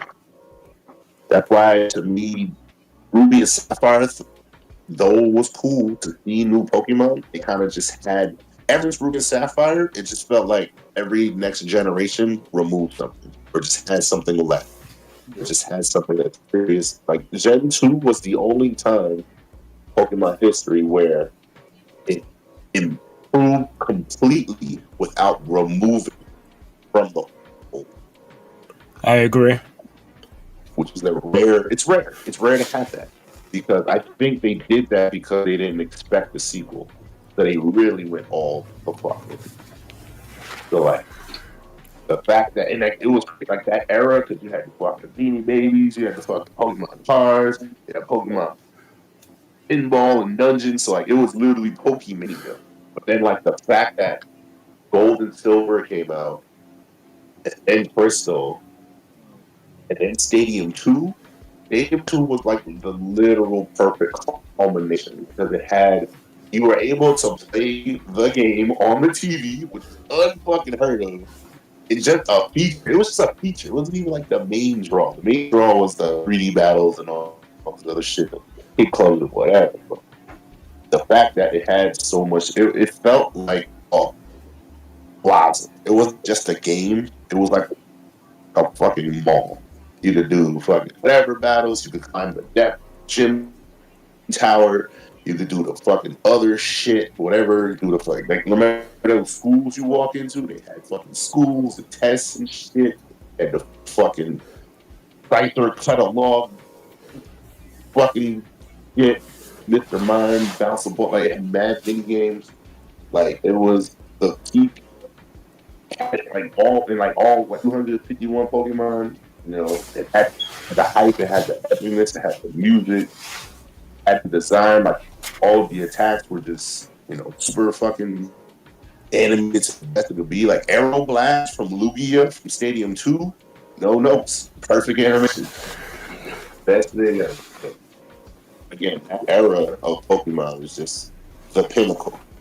There's no getting better. And then around that time, fucking Pokemon Center, Rock Center came out. Like, yo, it was unmatched, bro. It was literally like the best Pokemon it's ever been. No cat. This is before the cash grab. This is before all the weird shit got, corporate or whatever. It's just organic. Like, you could go to the Pokemon Center, open a pack, not know what the fuck you get, and still just feel good. Like, yo, I'm gonna open this pack. Yo, I got fucking blue tap. Yeah, And then you just fucking meet a kid. Yo, trade me your sign. Okay, yeah. So, boom, friends for life. It was a different time. But also, you were a kid and you didn't have money, so. I do want to say one thing about that. I remember we went to some event there, me and D, and that shit was DEF CON. Like, I don't know if you've ever been to, and people listening been to Rockefeller Center, but that area is huge. It's like 4 city blocks, and those 4 city blocks was wall to wall with Pokemon fans. It was full. That shit was ridiculous. Like, the Pokemon Center store is like very small. It's like the size of a small home, like maybe a large apartment. Like, it's like, it ain't shit. That little space in the city garnered 4 blocks of people just playing Pokemon, having fun, talking about the shit, trading more. Bro, I'm like, I had no fucking idea people were still doing it. Like, I don't know what the fuck that's how we just it was surreal seeing that many people love Pokemon. That shit was unfucking believable.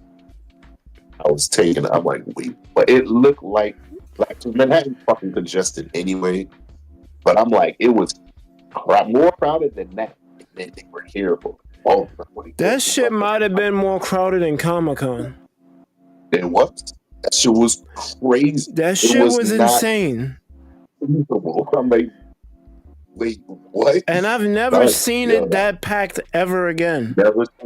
It's so much. It's died down so much. It's not even close. I don't know. I think it was just a weird not even time in history where it wasn't known, but it was still at it. It's fucking coolest, like, bro. It's free anime, free YouTube. So yeah, word. Free YouTube. That makes you, because that was like pre-social media. And it was that packed. Imagine if that event happened today. Right. Oh, right.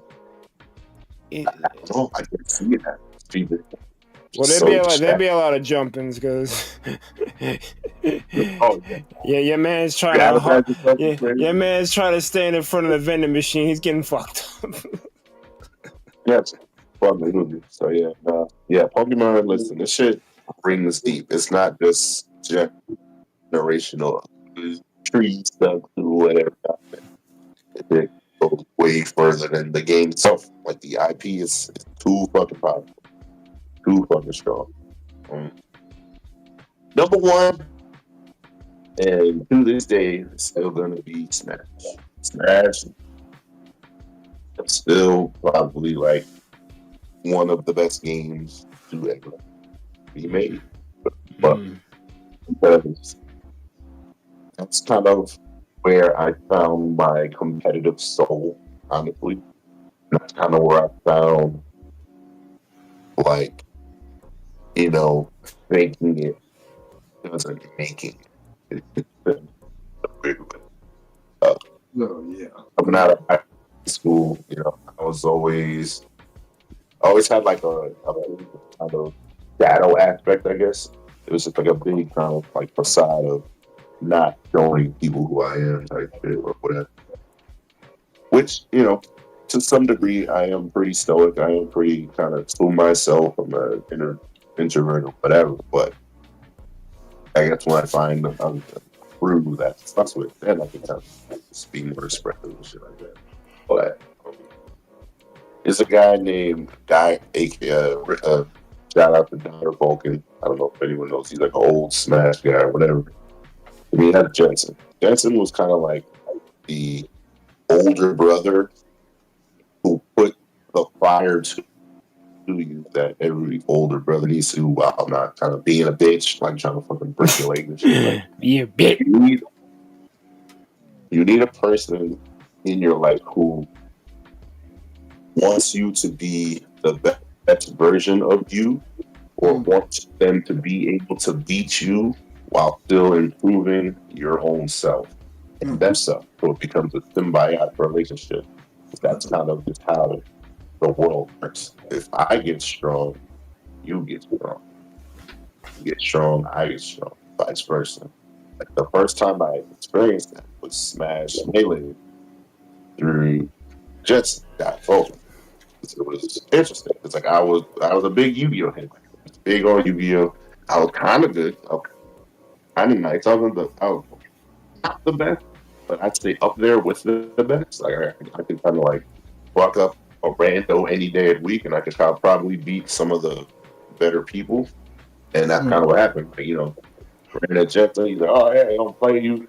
Blah blah blah. I'm waxing with the Gravekeepers, you know, beating his ass, whatever. I'm like, oh, okay, you're a cool guy. Good games, whatever. You know, you'll be good one day. Stick with it. He's like, oh yeah, you know. What do you think of Smash Bros? Smash Bros. That's not Star Fox and, you know, Pikachu games. Like, yeah, dude. Like you played it, you know, just come to mine. You know, it's pretty cool. I think, you know, he didn't brag. He was like, yeah, I'm okay at it, but you know, let's see what you got. And I was like, yeah, and to me, I'm like, yeah, I beat my brother all the time fucking Smash. There's no fucking purpose. This is easy. I fucking played him. Got fucking restocked. Didn't know what I was getting fucking systematic. So like first time I got 3-stock, it continued to get 3-stock, and then systematically got destroyed based on the entire style that I thought I knew would work. So the style no longer works. I was literally being beat down to nothing to be built up the right way. That's what a lot of people don't realize. If you are coasting or find a thing that works that is like suboptimal, it kind of works, but it has like big flaws, and you carry that through and it never gets corrected, that's what kind of makes you a, you know, faulty person, or it's a suboptimal whatever it is that you're doing. It was literally and it reforged in that game that kind of helps project why I am the coach. The way that I coach, or the way that I kind of see things, like how any kind of competitive anything, any kind of competitive aspect of whatever, that shit ripples to like card games, ripples to Smash, ripples to fucking Street Fighter, and all that stuff, fighting games, all of that. That was like the foundation. I don't think he knows, but I'm like, bro, he's like one of them old fucking senseis and shit. He's that guy. He probably doesn't realize it, but he's like the fucking Wong and shit. Like he's that type. He's that type. Dude. What's up? No, really? He's on some Wong shit. I don't know if he realized that he's a good teacher, but he's like a really fucking good teacher. I'm passing that knowledge on to the world from my 15 or 16-year-old self. That shit is still kind of developing. Like Melee was like the foundation of doing shit the right way. It's just like always, yeah, you could always pick Marvel vs. Capcom 2 and pick Cable and just fucking the Viper Beam or whatever. Find the cheesy way to win and, like, you know, get up early results or whatever. But if you want to be competitive, you want to do things at a high level correctly, you got to do the hard work. So I had to learn the hard work. That was the first time of kind of reevaluating, you know, actual being good, actual being competitive, getting your ego the fuck out the way, and just so, yeah, I'm nice, or if somebody beats you, oh, you cheese and you wax it, like, nah.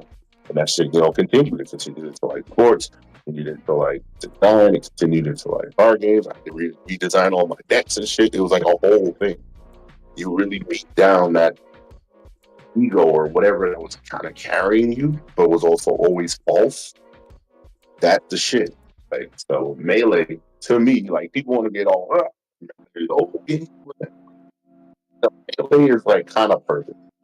Melee is, they don't realize what they did. Like, Sakurai doesn't understand that the philosophy put in Melee, where you have a basic level looking game, but then advanced mechanics, and then secret advanced mechanics, and then super secret advanced mechanics. That I don't know if they realized they probably did. They probably just thought it was cool. But like having shit like that just kind of helps, and I think that's what it is. Like they felt bad that they had these super secret advanced mechanics and everyone didn't have access to it. That's something that you need. A lot of these devs now are just trying to make everything modifiable, service level, or whatever. No, if you have the drive and the desire to dig deep and look for it that's not apparently obvious, and you should be rewarded. You should be rewarded because you put in the time to carry that on. I can see the difference because a lot of people will put in the time and not pass it on. That's where they fuck up. That's the bullshit because a lot of people want to gatekeep, but that just comes from a lack of self and kind of being a bitch in general. We don't need Street Fighter 6. If you are that nice, you should be able to pass on because guess what? Iron sharpens iron. Yeah, you can beat him. Yeah, you can beat him. Yeah, you can beat him. But then when you get beat and then you can't beat someone else, then you feel like a bitch and you get exposed. No, you should get. If you beat him, you need to make the person you beat stronger. They can beat you, which makes you stronger. Vice versa. So it's like an integral relationship. It's an integral part of competitive. Like that's the fun. Like I've walked that line. I've walked the line of being almost the best ever. You know, Smash. I've won money from playing tournaments in Smash. Some of the best placings I've ever placed playing Smash. So this shit was, and that's kind of the thing. Like Smash 3DS, to me, that's the best Smash. That's the perfect one.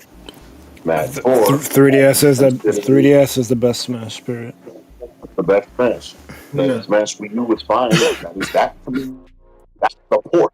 That's the port. But it was still good. It was so good to the point. Like I was considering it to be a career. Like that shit fucking was really good. It resonated. Like Smash is an IP period. Like bro, that shit. It's unfortunate that it went the way it did, but I have high hopes. Maybe we'll see. It's kind of that thing where it's better when not everyone knows, but everyone knows, and then inviting scumbags, and they find solace because they're not overtly gatekeeping the bitches up, which is important. You can't let just anybody in. Unfortunately, when you get in the pedal, when you get on all this other shit. So, when you get into the fucking bitches who lead the mob, who fucking kill all the work and the group, the grassroots shit that got here. Like I said, I was a underground Melee enthusiast, and I can tell all those people at Panda, those same type of people. But whoever was the loudest ones on Twitter that fucking got their popularity up and all this other fucking favoritism and lost the sight of the game and just wanted to be fucking them or wanted to be underbots or whatever, they're the ones who like kind of killed the entire franchise. Yeah, I would say this though, especially if you know about the history even before the Panda stuff, the Smash community time and time again has kind of been the sole reason as to why, you know, the competitive scene could never get out there. Mm-hmm. Yes. Yeah, it's not just they are their own problem. They have a history. Like even that Evo shit, the Smash community was the reason for that. Oh yeah. And that's where the gatekeeping is. You need to. It doesn't matter if you're good at the game. You're a bitch. Get the fuck out. That's the problem. They don't allow that. And then the problem is they're so good at the game that they get fucking regaled. they become fucking royalty. They become, oh, I can do no wrong. And that 3D personality gets to the forefront and gets rewarded. That's the fucking problem. Bro, It's funny like, that people. not even a player could die. Like a player literally died, and they still wouldn't take out the player that is the reason for that person's death. That's the Yep. crazy part. That's crazy. That is crazy. It's nuts, bro. Like, it's literally to the point where, oh, this guy is so good at the game, and he's got fucking crimes against him. Oh, he would never do that. He's my favorite. So then it's a halo effect, and you lose fucking reality. There's mad fucking criminals in this shit. And it's what it is. It's fucking worse because it's under the guise of friendliness, under the guise of, oh, this is nice. This is a nice, child friendly game, whatever. Those are the worst fucking type of motherfuckers. They're not even being real. They're literally fucking friendly. Now you're a fucking sick little bitch. And then you fucking hop into a place where, oh, there's nobody there to fucking fight you. There's nobody there to fucking beat the shit out of you for being a little bitch. So now you are the top dog, and then you're fucking a wolf in sheep's clothing. Preying on people who actually don't do that shit. And who don't want to fight, or who won't stand up for themselves. So it's even worse. Any one of these fucking motherfuckers on any other shit will get their fucking ass beat. You know how many fucking great players in Street Fighter got fucking banned for being a fucking bitch? Yeah. Yes, you get ran the fuck out. Give a fuck how good you are at the game. How many fucking videos you made. So what? No, bad behavior, excommunicado. Master's not excommunicado. I don't understand how someone can like get accused of that and walk scot free. Like that shit like that's like a scar. That's like a scar for life type shit. Like you get put on a list when that happens. Like I don't get how the Smash players who did that nefarious shit are still able to do anything within that space. Because nobody is going to enforce it. So the halo effect. Think about it. It's human nature, bro. Imagine if you found out tomorrow that you and both had a sexual trafficking ring.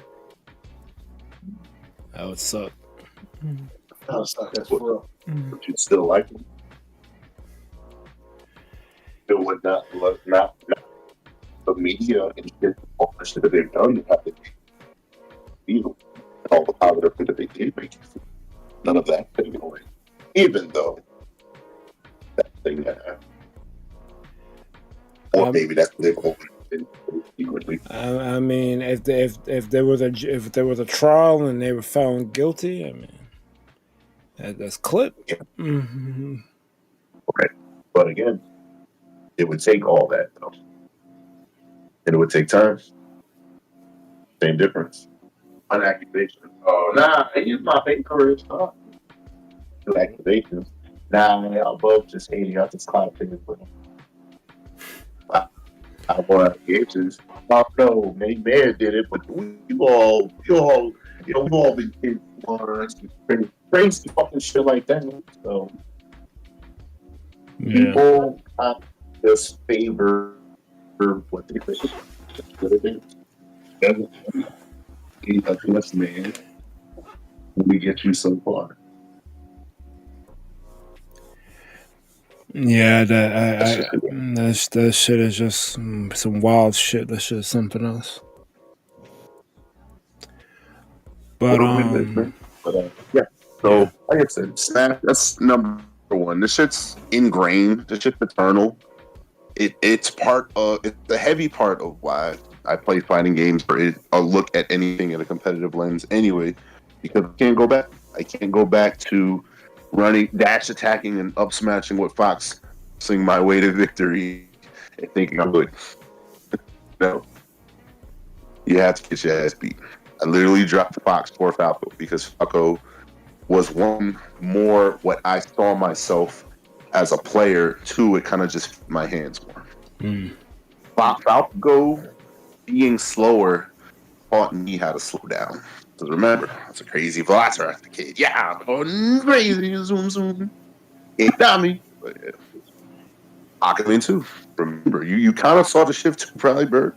I used to be a rushdown player. Aquaman made me slow down.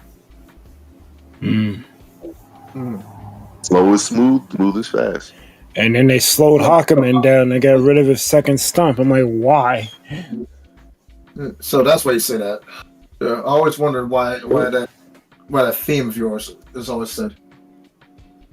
There's levels to that too, yeah. But that's the gist of it. Slow and smooth. If you rush and you panic and you make a mistake, you gotta correct the mistake. Now they saw me make a mistake. Now I'm less confident. Now I'm fucking up. Oh shit, task not done. Oh shit, now they think I'm bad at the task. I can't get the task. Task still not done. Oh no. That much time went by. Oh no. Don't fucking rush. Don't fucking worry. The shit gets done. Oh, look, now done. Shit's still not done. Don't worry about it. It's still not done. Like, it's literally, that's what it is, bro. Slow, smooth, smooth as fast. Don't rush for no fucking body. Even like at work, people be like, the burden time it's like, I walk even slow. You fucking crazy. I instruct you to move faster. Yep, all right. Well, I don't follow orders. I do take the question. I don't follow orders. You crazy. You can? Don't rush. Don't rush. Because then you looking crazy. You fucking rushing. You fucking spill some shit. And you fucking fall. Bruh, catastrophe. For what? Slow down. Got it. Slow down. So. Let them be chaotic. So, we talked about this way longer than I thought we would. It was good though. But we do have some questions, bro. We do have other shit to get to. So we'll briefly go over the last Switch 1 Direct. I was not the biggest fan of it. I think I gave it like a 5. And I was wanking that because I only cared for like 2 things. So this was just me trying to be objective. All right, I don't give a fuck about these 10 games, but other people do. So that raises this from like a 2 to a 5. Because there is something here for a lot of different people. But overall, like that, just the tone, the way they delivered everything, it felt like previous directs. And I was not pleased with how it went. Does anyone have a differing opinion? Oh, yes. Here comes a new challenger. All right, here comes a new challenger. I need 3 AKAs. Go, 3 AKAs. Go. Hey everybody, it's Lexi here, aka Strawberry Short. Whoa. You almost got it. Remember, slow down. Slow down. See, it's Strawberry Short Sword. Short blade. Short blade. Is it similar to Hot Blade? Lexi the Shiny Queen. Oh. And Lexi the new Marvel fan. Okay. Took you long enough. We in phase 6. All right. I wonder what made you fan. What made you fan? Huh? Avengers. What? The Avengers Endgame. Oh, you're not Endgame? Okay. Endgame, that's cool. Yeah, Endgame was great. Endgame is great. But we'll talk about that later. Welcome, Lexi. Thank you. We did finish our first topic, but briefly, give us your top 5 Nintendo games / IPs. If you can't think of the games and you want the IPs or vice versa, but very quickly. Like for Switch 1 or Switch 2? Period. What? Okay. Xenoblade 3. Okay. Yeah. Pokemon Violet. Okay. Cool. Pokemon Legends ZA. That shit ain't out yet. Yeah, ain't out yet. So I'll give you your favorite. You said 1 and 2. No. We just spent 2 hours talking about our favorite IP/game series that are on Nintendo consoles. We wanted to know what your top 5 was. And you must be quick. Disney Dreamlight Valley. Okay. That's choice.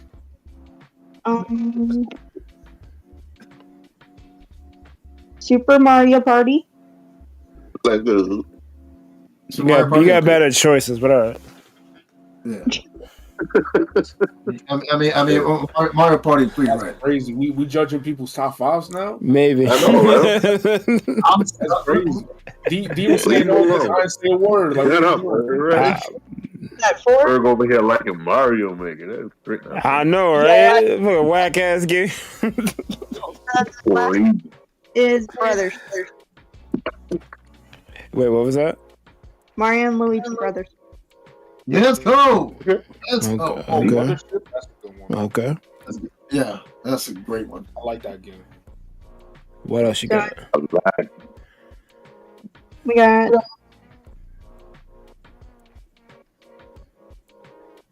about Pikmin 2. Okay. Okay.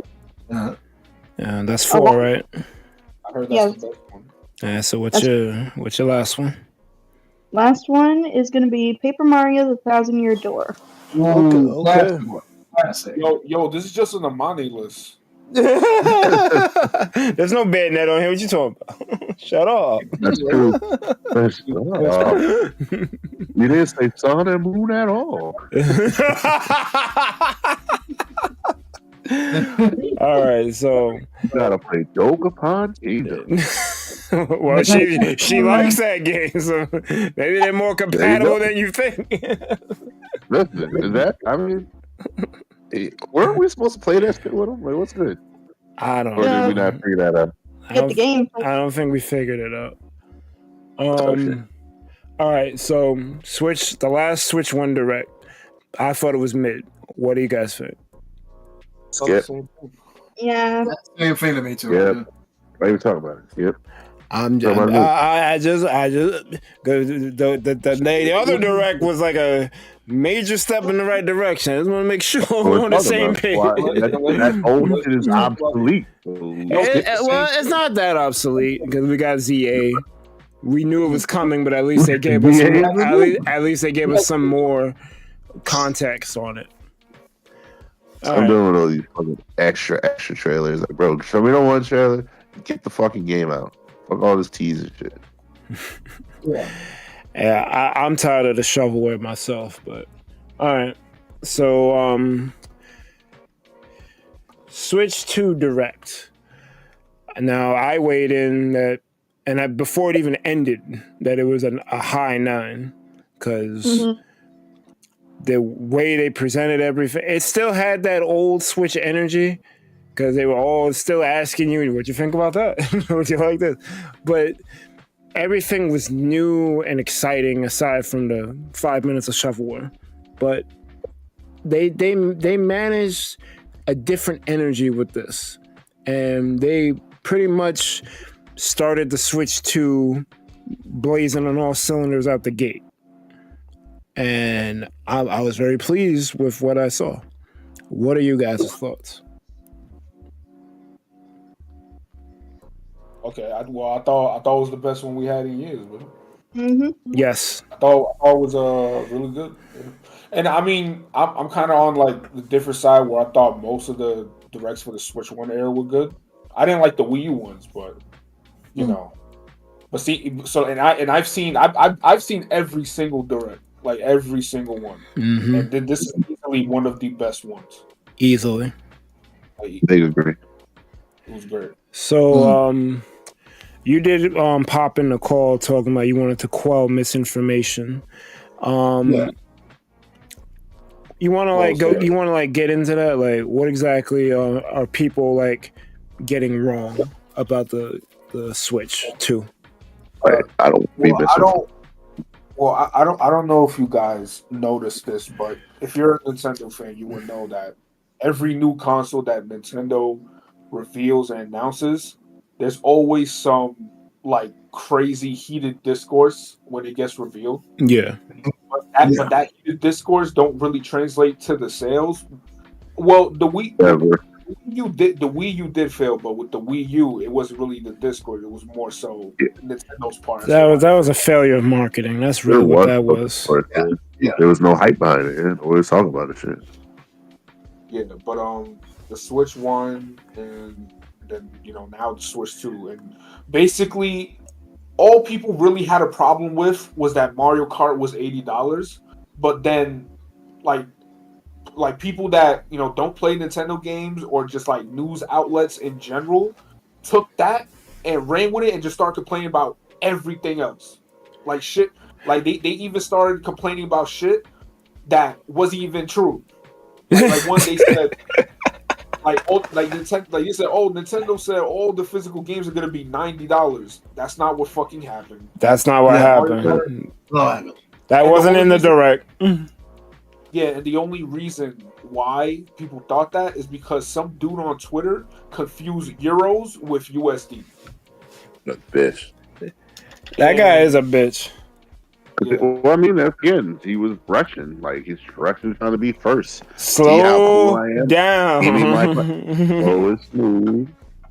This fast. Yeah. That's really only Mario Kart is $80. The rest is, quote unquote, today's standard pricing, which is like 70s, 60s and stuff. Mm-hmm. And another thing, right? And it wasn't even just Twitter. Also, some people in the server are confused about it. The Switch 2 edition games, the cartridges in there, it works just like the Switch 1 cartridges. Mm-hmm. But it has a code where you put in the code and you'll download the graphical update. Okay. And also, for most of the games, the upgrade pack is free. The only ones you have to pay for because they have like extra content stuff is Metroid, ZA, Kirby, and I forgot the others. Well, Breath of the Wild. The Zeldas. Yeah, but those are free if you have Nintendo Online. Oh, okay. Jamboree. Oh, yeah, and Jamboree. Oh, yeah, Jamboree. Yeah. Those are the only ones where you have to pay for the upgrade. And yeah, that's pretty much it. I'll be frank. The ZA and the Metroid, they're not out yet. If you're gonna buy that, you're gonna buy the Switch 2 version, unless it's not gonna be sold here, or for some reason the scalpers run rampant and you're just not able to get your hands on one. You're not gonna be worried about the upgrade when you're just gonna get the Switch 2 version anyway. So I don't even know why they're bitching about that. The only complaint that might be valid is Breath of the Wild, because that's a triple cross-gen game. They wildin'. This is like the new Skyrim. Like, yeah, but like the upgrade is free if you have the online. If it's free, then you gotta have the online. Well, you need the online anyway, because I'm assuming you're gonna buy Mario Kart World and you're gonna want to play against other people, so you're gonna need the online anyway. I hate this. I'm being summoned to another friend group, so I hate it. All right. Okay. Well, it's all good. See you, Lexi. But yeah, like I don't know, like, cause like I'm on the side of like the shit, like every 5 to 10 years, a game company releases a new console, like what is going to be the standard for the next 5-10 years.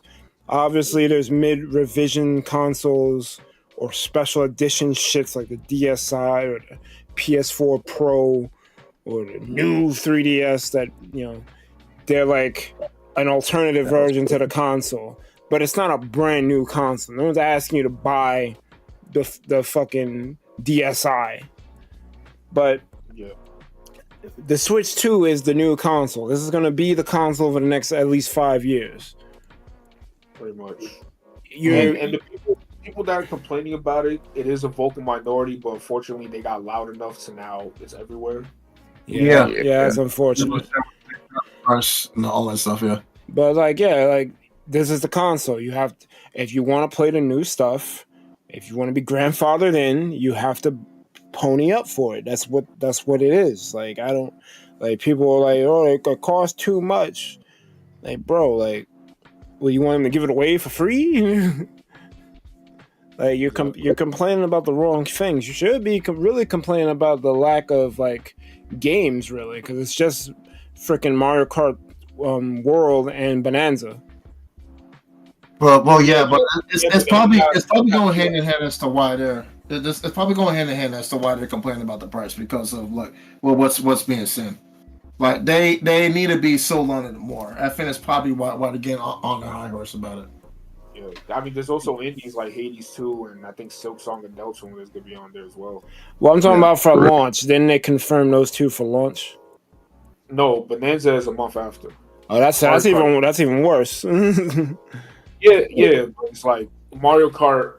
You know, it's Mario Kart. You're gonna be playing that shit for hours. That's true too. That's true. It's really just the content. Yeah, buddy. Yeah. I mean, you're gonna get the Switch 1 library with it too. So you won't have a lack of games to play, and Mario Kart World is enough to sell the console, because that shit looks amazing. And I didn't think they was gonna pull that off. I'm like, I just played Mario Kart 8 for the last like fucking 3 years. Fuck, I want 9 for a tour, or whatever you're gonna call it. Right. They managed to make it interesting.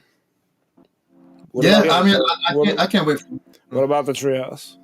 I saw the Treehouse live like both days. Like, yeah. And the game they showed. Okay, so the chat, right? Like, let's get it back. God. They were just spamming drop the price. Bro, it was they're riding, dog. Straight riding. Pitchforks everywhere, bro. Crazy, like drop the price. Like, dude. But they also had the Switch 2 event where, like, they announced it before, where they had like, they'll select like some random people, and if they get lucky, they go to like, you know, either New York, LA, or wherever, and they get to try the Switch 2. And you know, I heard it was a lot of good things. Like people saying that the graphical upgrade from Switch 2 to 1 is extremely huge, and even Nvidia said some stuff on it. Like the Switch 2 is gonna have like DLSS and ray tracing, which is also pretty huge for especially a lot of things. Like that shit should have been in the direct, to be honest with you. Yeah, it should have, honestly. But they even talked about some of the ports too. Like apparently Street Fighter 6 got less latency than the PS5 version. Nice. It's crazy. That's an upgrade if I ever heard. It's great. Yeah, and some people said Donkey Kong might be Game of the Year contender. It might be World Tour. Yeah, I mean they showed it in the Treehouse, but it has this mode called Knockout Tour, which is pretty much F-Zero 99. Like really? It's F-Zero 99 as a mode. Knockout Tour is crazy work. All right. Yeah, Prime 4 looked great. Prime 4 looked great. Yeah. I don't know. I'm probably gonna like play that dual basketball, that Paralympic basketball game for like 2 days, and then I'm gonna call it quits. Drag X Drive. I heard good things about that game too. Some people saying that game is actually legit. I'm gonna try. I'm not gonna bash out. I'm just gonna go try and see what it is. Like, I feel like it's just like that indie sleeper, like entertainment, where if you got like a buddy or if you just know somebody online who like want to go like kill time. So arms. So it's arms. I mean, yeah. I would rather arms too. I would rather arms too, honestly, than that game. But you know, I can't believe I mean, arms too might be a thing. It can. It should. I don't know about should, but it might be a thing. Listen, The only reason why I see them doing it is because they had the DLC in Smash, so they still care about it even slightly. Because they could have picked anyone else to be as DLC. They picked Min Min. Give me my Smash trailer. Call it a day. Time for this other book. We're not going to hear about Smash until next year. 2 years. But you probably. I said 2 years. If I'm saying at the earliest, like next year. Like then you're not gonna hear about Smash this year. Not at all. I already like put my complaints like vocally like for the past several days. I mean like how I feel about the overall Switch 2. Oh, trust me. Huh? I said trust me. You know. Oh yeah, yeah. I'm just the audience knows. Okay, so my opinion about it. Okay, I'm just gonna let like audience who are just watching this episode now, who probably hear my opinion for the first time. I want to see more from the Switch 2. I'm just gonna air out my opinion. Okay. I want to see more of the Switch 2. I really feel like the price. I was expecting the price to be like around like $399, pushing $400. So I was kind of close. So for it to be like $450 without no game, I'm like, all right, okay, all right, it's not that bad. And then it's really not. And then $500, I mean, that's still kind of like steep because it's like, even though like they come out with $50 for Mario Kart. Well, Mario Kart World will be $50 if you buy it with the $500 bundle. I mean, like, duh, buy the 500. Like, I don't know why people are like, $80. You don't have to spend $80. Yeah, because they don't know what they don't know what tariffs and inflation are. That's why. Yeah, they don't. And if we're keeping the buck, I mean, like politically, I really what's really like. Yeah, it's what's really hitting like everything like food. Yeah, so you gotta look at economics in general. Like it's not just like a video game thing. It's everything is being inflated. So if you complain about this, you might as well complain about. Well, everything is getting hit. But what I'm saying is, the system is $450 by itself. The game is $80 by itself. You see a bundle for $500. I mean, the shit. The math does itself. You get the $500 bundle, like. Might as well do it like that. But like overall, I mean, we can. I mean, the bundle is a no-brainer. I don't really feel like why people are complaining. My thing about it, I just don't want them to justify, having newer first-party release games being $80 a pop. Like, I just really feel like it's too damn steep, bro. There was the elephant in the room that they've been wanting to raise the prices for shit for the longest. Why do you think microtransactions and subscription services have been on the rise? Because they're trying to make up the money elsewhere. There's been a lot like even before this. I think this was like year 5 on the Switch. A lot of developers, like Western developers, they said they've been I'm trying to remember who specifically. I think it was a Ubisoft dev. Like even he said was like people got to get used to paying $90 to $100 for games because it's going to get to that point. Yeah, it is. Yeah, it's going to be geo prices. Because look at the layoffs and shit. Like the layoffs isn't just because the game does bad. It's also just because they spent so much money making these games, like to try to be the best quality, and they're pretty much operating at a loss. Yep. Like look at Sony and Microsoft. Microsoft made Game Pass as a way to alleviate that, but then even then they're not making any money. The devs aren't even making any money because Microsoft gets most of the cut on Game Pass. So now they're just deciding to put their games on Nintendo consoles and PlayStation consoles. And with PlayStation, they're putting their games on PC so they can try to get that PC audience because they're losing money with the budgets that they're making. So it was good. It was going to get to this point. The real question was like, who's going to take the L for this? And Nintendo took the L for it. With 80 Mario Kart, yeah. It was going to happen. Yeah. My thing about it, just to conclude my talk with this, my opinion, I gotta see more for it. It's the Switch 2, especially that I've seen like all of the great upgrades that's gotten. and whatnot. I know it's supposed to be like this brand new system, but to me, like I'm still feeling that mid life cycle upgrade with this. I need to see more from it. I need to see more from it. I know for a fact, technologically wise, it's definitely a big improvement over Switch 1.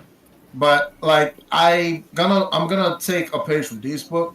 Something has to pop out for a system to actually be like a true successor. I'm not seeing that right now with this new Switch. Not even with Donkey Kong. At least not right now. I need some oomph to my purchase, my brother. You know what I'm saying? So basically, you're saying Star Fox. Not entirely, but I mean, that's what Jay say. But I see what Jay's saying. It's still very safe, still very in line with what to expect. I don't think so. New Donkey Kong is crazy. The fact that you could like break nearly every that is great. And honestly, the new Donkey Kong is that's like the first great step.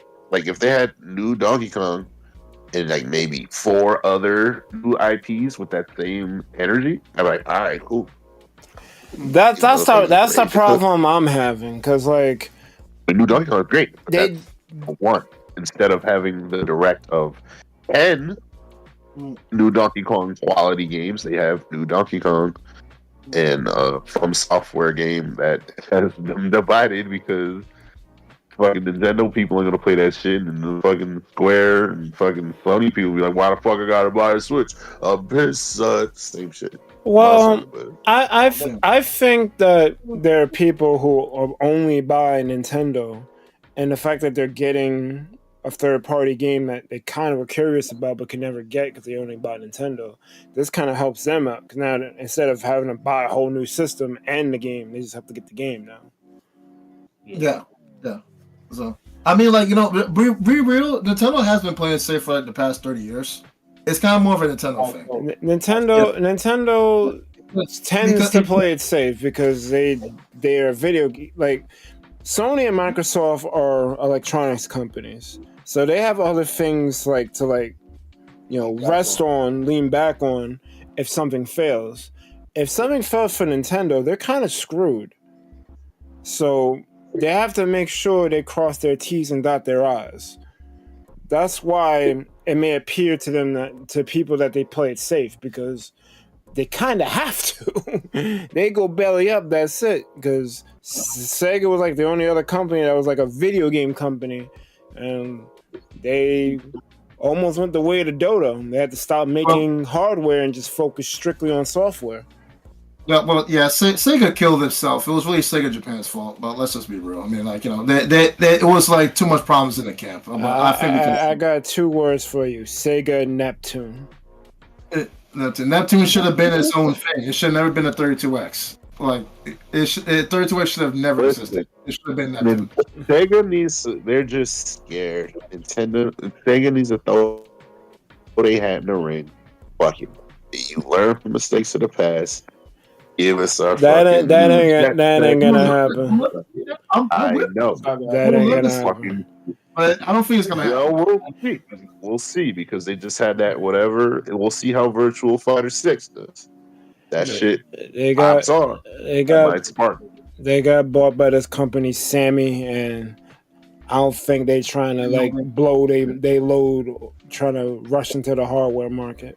Well, then again, I think what Diesel's saying too, because Sega, they've been making tons of money for the past several years. I mean, I'm pretty sure they definitely replicated all the losses that they have the Dreamcast era. That I think that they made back all that money plus more, especially with merchandise and entertainment alone. I don't know. Sonic Forces exists, so I don't know if they made that much money, but. No, I don't know. All right, bad things from years ago. Listen, there's always room for improvement. Yeah. Okay. But going back to the Nintendo thing, the reason why I'm saying playing it safe is because we've seen the constant trend with the Nintendo cycle with the release cycles, even back from the NES and the Game Boy days. Game Boy and Game Boy Pocket. and whatnot, and what color and Game Boy Advance, Game Boy Advance SP, Nintendo DS, Nintendo 3DS, Nintendo 3DS XL, DS Lite, DSi, and all that stuff. So so that's why I personally see it. Why I shouldn't really be all that surprised as to why the switch to the Switch 2 is happening. Because I'm not saying that Switch 2 is not its own system. I'm not saying that. I'm not saying, and I definitely agree with everyone here that it is its own standalone powerhouse. Of course, we're talking Honda Civic Sport to Honda Civic Type R here, easily. But I'm just saying, like for the oomph factor, the reason why I agree with Spins about the fact that it is his own thing, and I totally agree with that part. But for me to say it's not like a PS1 to PS2 type of jump. You feel what I'm saying? But what do you mean? Like graphically or visually? Yeah. You mean graphically or visually? Like, what do you mean? Because graphically, it is definitely a big jump. That's like 64 Graphically, yes. I'm probably leaning more towards like the visual side. The face. Yeah. I mean, yeah. But I get what you mean. Aesthetically as well, yeah. Aesthetically, it's kind of the same thing, yeah. Honestly. Yeah. That's what people wanted, though. It's not like they did it for a reason. That's what people wanted. Okay. That's what Nintendo do. They do if it's not broken, don't fix it. Okay. If it works, it works. I'm not really complaining. I'm just saying, like, I get it. To me, it's like I'm not trying to offend because I know that Wii U was a piece of shit in a sense, but it's kind of feeling that Wii to Wii U type of next entry type of feel. Like, you know what I'm saying? You're not wrong. Yeah, like I'm just like visually speaking, like like even if you just called it like a different, like if it's not Switch or like a Nintendo system, you call it like Nintendo Revo or something like that. But they'll have to use those thematics if they're gonna do that. So I'm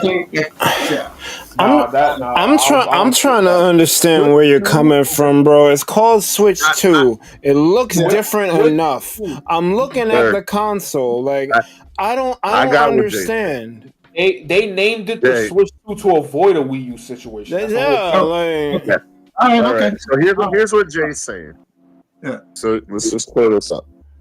You know what the PS1 looks, feels, sounds, and evokes within you, right? Like, think about the PS1 now, bro. Think about PS1.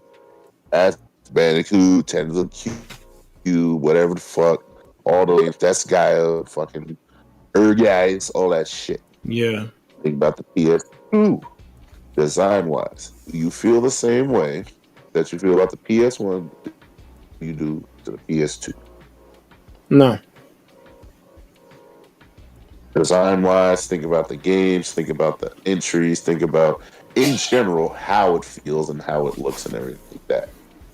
Are those the same thing, even though they change one number? No, the systems are different. Do you feel that with the Switch 1 Switch? Yes, the Switch 2, same as the Switch 1. I feel the Switch 2 is different. Okay. That's cool. Do you feel it's to the difference of degrees of 1 to PS2? I need to see more. Yeah, exactly. We don't got console yet. Do you feel that it's even close to the difference? Think about the PS1 to the PS3. That's just not fair. Like, it's night and day in 1 to 3. PS1 to PS4. Huh? PS1 to PS4. PS1, like, that's even more ridiculous. Yeah, but those are like years apart. PS4, PS5. See, that's a more apt comparison because there really ain't much of a difference between the 4 and 5, if you ask me. They're all apt comparisons. That's what I'm trying to say. Even then, think about the PS4 to the PS5. How radically, drastically different. They're different enough, but they're not drastically different. But they're different enough. Switch 1 and the Switch 2 are not different enough. How so? They are not. How so? They're They look and feel.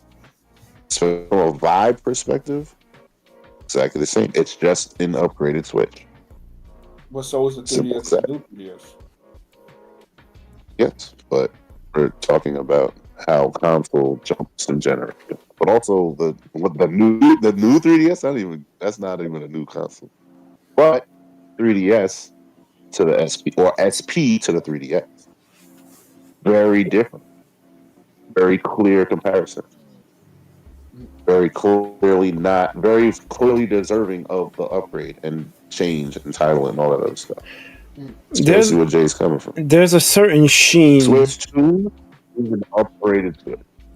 There's a certain sheen to the games because I've only seen World and Bonanza so far. I don't think those games could run on Switch 1. They can't. Yes. No, not at all.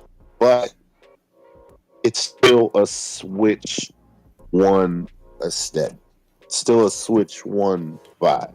So my question. Go ahead. Not saying it's better or worse. It's just it's the same vibe. PS1, PS2, not better or worse, different vibe. 4, 5, different vibe. Shit on 4, I like way more than PS1, but still different.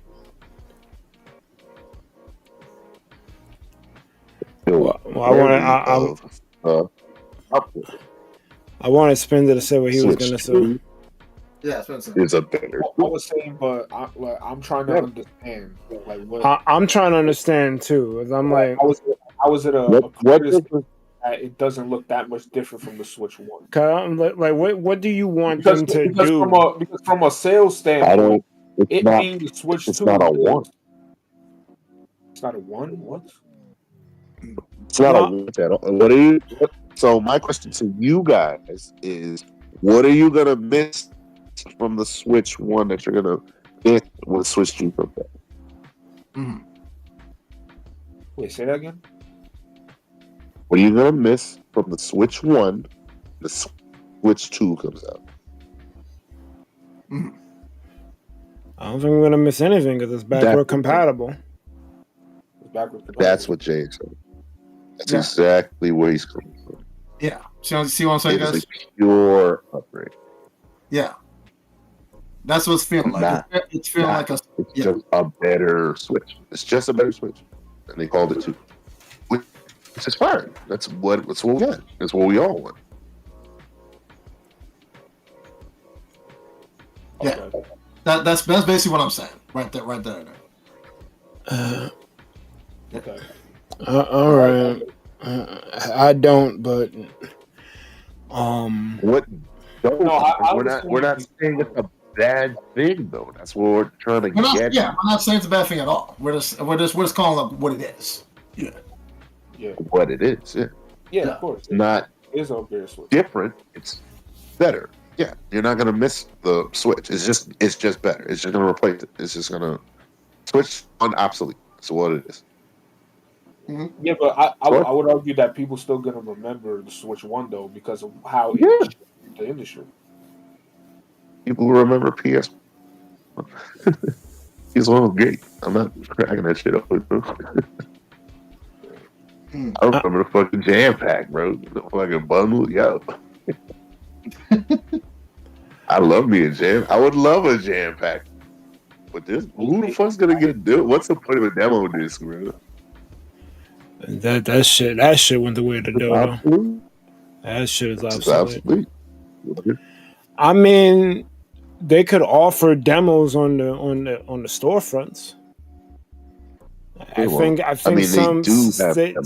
some games do, but not the ones that matter. Yeah, every game basically has a demo, but that's not the look, feel, excitement of a jam pack, especially of a fucking GamePro magazine. Oh shit, it's just different.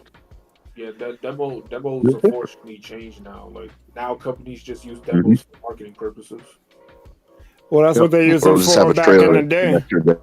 Yeah, but before it was kind of different. Where it was like if you didn't know if you want to buy or not, they would make like a specific build where you could still play the game as much as you want until you have money. Bro. Like demos now is different. Well, I'll tell you this: the modern demo is the modern. I would lock those to the modern demo is trash because a lot of them limit how many times you can even play the demo. Like that's what I mean. Yeah, it's different. It's a teaser. Yeah, it's not. It's different. It's nowhere near. Because I had demo that was my roster. I'm like, yo, we had the fucking 20 game jam pack every fucking game, multiple times, back and forth, and then you got the jam pack 2. I was like, oh fuck. Had like 40 games. Bro, you didn't even need to buy games. You just rocked with that because you was broke.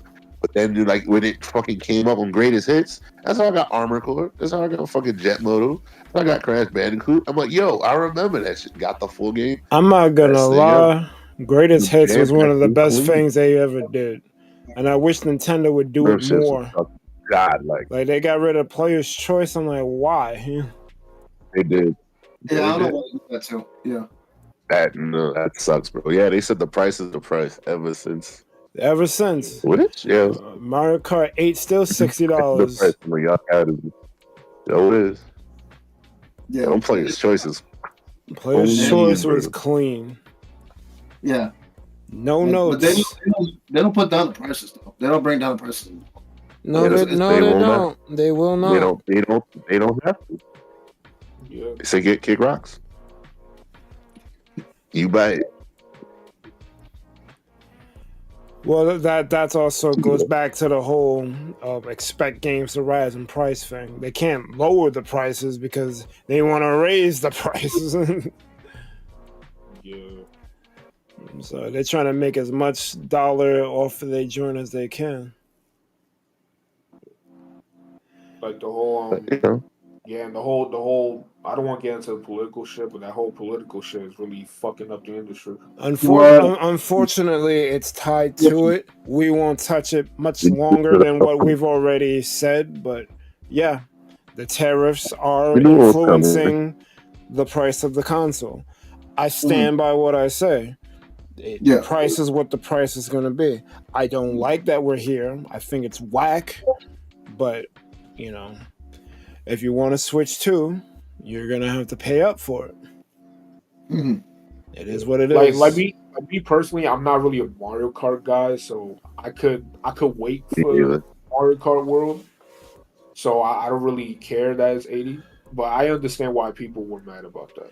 No, that was a legitimate grievance because it came out of nowhere without warning. I mean, we kind of knew the writing was on the wall, but Nintendo never said nothing. They just, shit's 80, huh? Yeah, so you have a reason. You have a reason to be upset about it because it's unprecedented, and other companies are gonna follow suit now that the genie's out the bottle. So they have a right to be upset about that. The problem comes with the misinformation. Yeah, that was the issue I had. The misinformation is the problem. Don't say every physical game is going to be 90 now when no one ever said that. Like if you're going to be a journalist, be a journalist. Like actually say what the fuck happened. Don't fucking muck rack and put out slop because you want to be first. Like what's the grift? Muck rack. Yeah, these people are muckrackers. Like, Nintendo. Like, I get it. You want to hate Nintendo. It's cool to hate Nintendo. But, bro, like, report accurately. Report accurately. No, the crazy part is it wasn't just the people. It was also, like, the news outlets, like IGN, GameSpot, everybody, bro. Yeah, that's trash. Like, say what actually happened. Don't just run with a narrative because someone on Twitter wanted to be first. You can't, bro. It's gonna happen. Somebody thinks that's what it is, and enough of it picks up. They're not gonna research first. They're just gonna put the shit out. Yeah, it doesn't make sense to get upset. That's every accept it and then do more. I'm not even upset about it. My one grievance is that these news sites, like, where's the journalistic integrity? Like, I'm gonna tell you when that went out the window. It went out the window when the Wii U happened. No jokes aside. Like the Wii U was the thing people waited. They wanted Nintendo to fail when that shit. This shit out. You for forgiveness, not permission. You kind of cut off a bit. You cut off.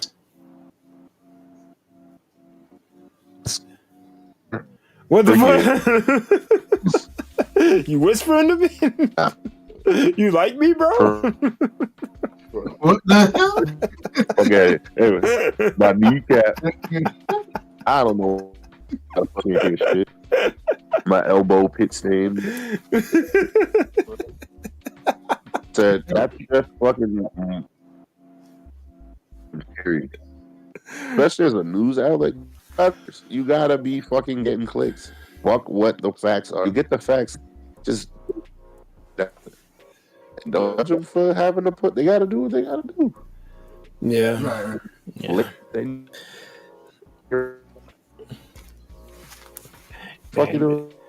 And Discord don't want you to get that message off, but I pretty much got it. Yeah. I got it. The news orgs got to eat. We're gonna get them clicks. Fuck you. Yo. Don't be like them clicks, bitch. All right. Well, do we have anything else on the Switch 2? Because I think we've exhausted everything. Solid upgrade. Yeah, it's a solid upgrade. Right. I'm gonna get it. Super excited, but it's good. I personally, yeah.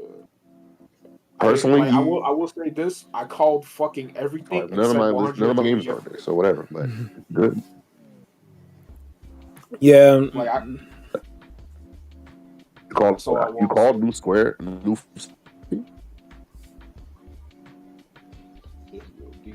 Crazy, bro. Yeah, word. Your phone like a DJ. It's crazy. But yeah. Next year, the whole. Yeah, one thing, right? What I was gonna say, I called everything right. Told y'all it was gonna be 4K. Told y'all Metro Prime was gonna be on there. I mean, I called everything. I called Metroid as well. Like that was a gimme almost. It could have been a free space. Like they did this with the fucking Breath of the Wild. It came at the end of the week. I'm not just talking about the bingo. I'm talking about for years. Oh yeah. For years I've been doing this. No, when they started delaying the shit, I was like, yeah, it's gonna be on the next system. What I didn't call though was 120 FPS. That shit was crazy. I was that's crazy. I was like, this Nintendo we talking about. 120. But yeah, that was good. But yeah, that's all I gotta say.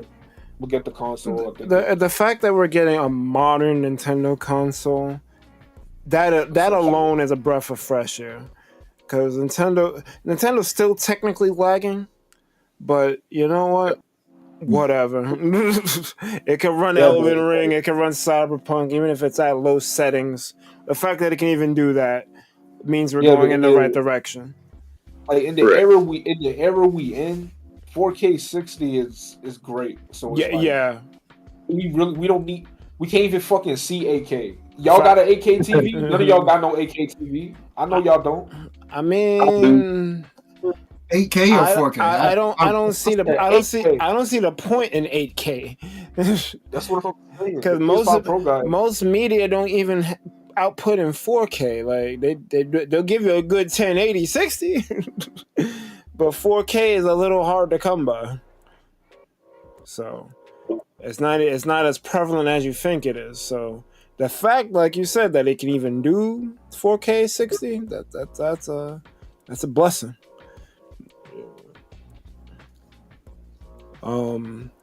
But yeah. Well, I think you gonna go. You want to talk about Switch 2? Yeah. All right, man. Well, you have a good one, go. All right, man. You have a good one. You have a good one, Switch. Thanks for coming here, bro. No problem. All right, so we got a bunch of chairs to talk about. Okay. So I'm gonna head up. You gonna head up? No. I'm here. What the heck? I ain't going over. Well, Jay would be here. I guess it'd be me and Jay talking about the Marvel back end. Yeah, I'm gonna let you out. Wait, hold on. D, I just want to say one thing. Thank you. You may say one thing. Thank you so much for recommending The Penguin. The Penguin is a fucking awesome show. Bro, it's 10 out of 10, bro. Oh my. Or you just watched it? It's so good. I'm back. I'm alternating between that and Daredevil. It is such a great show. It's so good. It's so fucking good. It'll get you. Ooh. Yeah, you'll see. 10 out of 10. Okay. Easy. You're in good hands. I'm glad you watched it. I'm like, fucking Omani ain't shit. People don't be listening, but listen, man. If I don't say nothing, I don't give a fuck. But if I'm gonna tell you something, I give a modicum of interest. What streaming service is Penguin on? Max. Fuck, Max, I don't have Max. Get it? Dude, you gotta get Max. Are you throwing? They got DC Animation, DC Animation. They got Adult Swim. They got CN. They got everything. HBO. Are you throwing? Most of that I don't care about, Jay. So. You say that, but you watch it and it'll be great. So we don't recommend shit, bro. Not gonna tell you. Well, I'm not saying what you recommended wasn't worth watching. I'm not saying that. It's just I don't want another fucking subscription service. I'm already struggling for money as is. Yet another. Drop something. What you got? Hulu? Get that shit out of here. I don't got Hulu. Fuck out of here. No, we can keep Hulu, but just buy the Disney bundle because it's way cheaper. That's what I did. Yeah, I got. There you go. That or get Max, whatever. Yeah, or yeah, you get Disney, Hulu, and Max. Yeah. Yeah. Plus and Max. That's all you fucking need. That's all you need, bro. Prime is great, but no, Prime is invincible. But I guess you could just wait on that. If you're not watching The Boys or Invincible, what are you doing on Prime? If it's not YouTube, it's just those two. Yeah, it's really just those two, bro. Yeah, Max is great because you got at least Adventure, you got Adult Swim, and you have Cartoon Network. You have the DC shit. It's great. Oh yeah, Creature Commandos. Creature Commandos. Apparently that's fucking ridiculous. So I gotta maybe at some point check that. Yeah, definitely check that out. You know DC animation don't miss. So. That is true. I don't think I've seen a bad DC animated anything. Get Max. Yeah, get Max. Max gets a recommendation. Yeah. Penguin 10 out of 10. Top shit. Oh, jeez. 10 out of 10. How many episodes you in? So 5 now. Right? Yeah. You're in good head. Did it finish? Its season? Well, the season, yeah, absolutely. Okay. Yeah. It's set up right into the Batman 2. It's crazy. Yeah, it's true. Perfect fucking series. Yeah. Yeah, it gets worse. Yeah, 5. Yeah, it gets worse. Yeah. Oh boy. All right. Oh boy. No, but no. A lot of people just aren't ready for that shit. It's crazy. Crazy bird. Crazy bird. All right, man. Have a good night. Bye. All right, Jay. We got to get through the cheers, which I want to try to be quick with, and the last 3 episodes of Daredevil. So. Okay, let's go. So. They listed a bunch of fucking people, 27 in total, for Marvel's Avengers Doomsday. What do you think about who they revealed so far? I really feel like it's gotta be. I think it's gonna be a lot of the X-Men original cast. I see that happening. for the I mean, like, they're pretty much all MCU. So, like, I expect, like, the usual suspects, like, Ant-Man, Thor, Hulk, the like I said before, the X-Men cast. Because, like, I did read articles about it. That, like, X-Men are probably gonna come through, like Beast and Cyclops, James Marsden, Cyclops, Magneto, Professor X. Surprisingly, is gonna come back for what I heard. And I want to go see what they got going on with the person that's not in the chair, which is Tony Stark, or at least Robert Downey Jr., who's gonna be Dr. Doom. Robbie Downey Doomer. Yeah, Robbie Downey Doomer. My thing about it, though, is just like, I want to see if it's confirmed that this is the same Dr. Doom that's in Fantastic Four First Steps. That's what I want to know. I really want to know, and I kind of want to see it too at the same time, where it's like, this is like his Dr. Doom character from the different multiverse from the Fantastic Four comic, or at least the Fantastic Four story. And he probably comes in his way. So I really think it's going to tie in with like the end of First Steps, and to bring everything all together to help introduce the Fantastic Four with the rest of the MCU. Mm-hmm. Yeah. So, and in turn, come into effect with the X-Men, in order to fight this big bad baddie. Like that's going to happen, but like that's gonna be something big's gonna happen. Something big like that's gonna happen, where it's gonna be a mashup of all walks of life from every single corner of this MCU into this film. It's gonna be a very massive, big project. So I really feel that's what the chair is really fully used on. Something. No pun intended. So I think this is gonna be Avengers versus X-Men, at least at the beginning. And Doom is gonna be the reason why they're fighting. He's gonna kind of like instigate the shit. But I think what it is that Wanda had murked the Illuminati in Universe 838.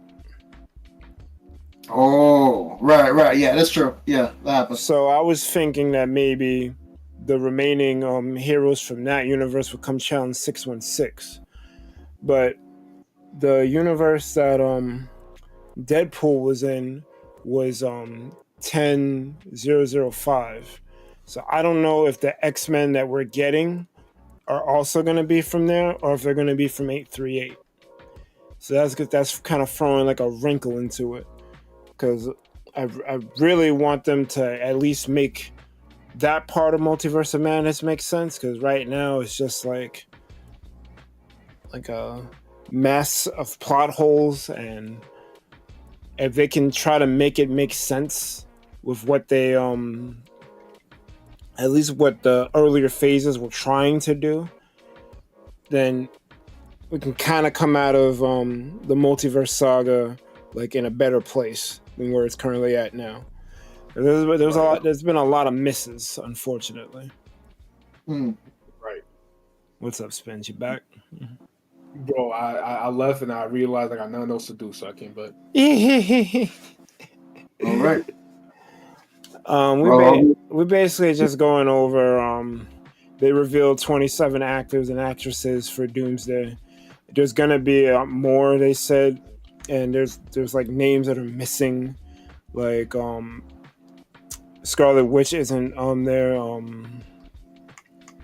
Elizabeth Olsen, Chris Evans, Benedict Cumberbatch, Jeremy Renner. Like there's a Spider-Man, like Tom Holland. There's like a couple of there's like missing names. It's like this is supposed to be the tie-in movie. Why aren't they being listed? Like why didn't you show their chairs? Yeah, I saw. So it's like I saw the whole stream. Yeah, I saw the 2-minute rundown. I wasn't about to watch a 5-hour stream revealing a chair every 30 seconds. I'll give it to Marvel though. They got people excited for a bunch of fucking chairs. Yo, right? Bro, I was watching. I'm like, okay, no music. I heard the music. I was like, ah! Who's the next one? Yo, it was like Smash Ultimate, but Smash Ultimate wasn't a dollar store. Word. All right, so Spence, what's your take on the Avengers Doomsday announcement? The chairs and all that stuff. What's your theory? What's going to happen with this movie, and why do you feel so? I mean, it's gonna be some multiverse shit. I mean, it looks like they're gonna bring the people from the Fox universe, which is, okay, it's pretty cool. Like they had some good hits with the Fox universe, but also some misses. So it'd be cool to see that. And it also makes Deadpool 3 kind of important now, because that whole shit was pretty much Fox universe shit. Yep. But okay. Good point. Dr. Doom is pretty much my favorite Marvel villain. He's just so dope. Like, got mad personality. He's sick, but I didn't like that Robert Downey Jr. was him, because I always had a feeling that they're gonna make him an Iron Man variant. So you try to make the story more heartfelt and shit, and it's like, that's not Doom. Doom's an asshole. Yeah. Let him be a petty asshole. But I just hope it's good, because I didn't really like Marvel, the multiverse saga made me just hate the multiverse trope, because I always felt like it was a cop-out for... Not necessarily a cop-out, but they use it as an excuse to hide up their bad writing. I never really liked that, because they could easily just be like, oh, he died, that sucks, don't worry, he's a variant, Yeah, I feel just... I never really liked that. They never really did that until Secret Invasion. To be fair to them, Secret Invasion was bad for that reason. Yeah, Roger. I hope they just end it good. Like, everything was bad, but at least give it like a good ending. Just do something hype. Word. That's kind of Dr. Doom just fuck everybody up. That's kind of what I'm hoping. Like, whatever they're doing in this last phase, just kind of like, I don't know if they could save the saga, but at least have it end on a good note. Because the saga's not that good. I think Phase 4 is a little stronger than 5, but like, there's just like too much plot holes and too much like development. I thought what was going to be a strength for them, starting stories in all different parts of the multiverse, would be a cool thing, because then you can have them all converge on each other on some Stranger Things shit.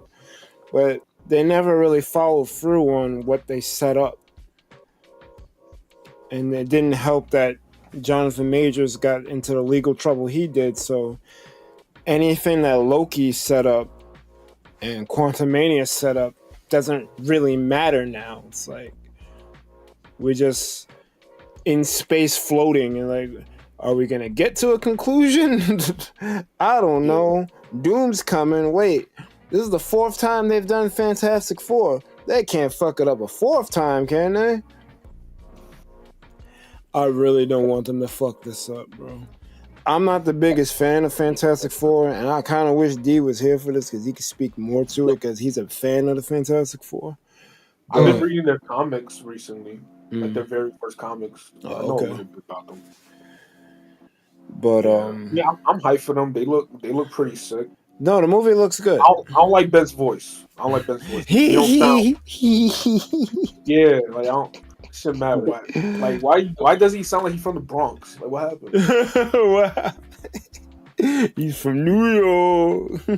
New York. Yo, the comics are ridiculous, by the way. Like they should be chilling in New York. Randomly, you get like on the news. Yo, the Hulk is. I'm like, what the fuck? The Hulk? What happened?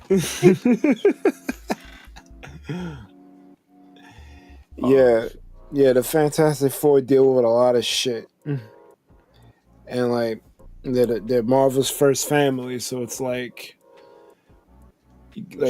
treat them with they should have been a part of this shit. Treat them with the respect they command that they deserve, bro. Like, yeah, if they fuck up Fantastic Four, it's like fucking up Spider-Man, pretty much. It's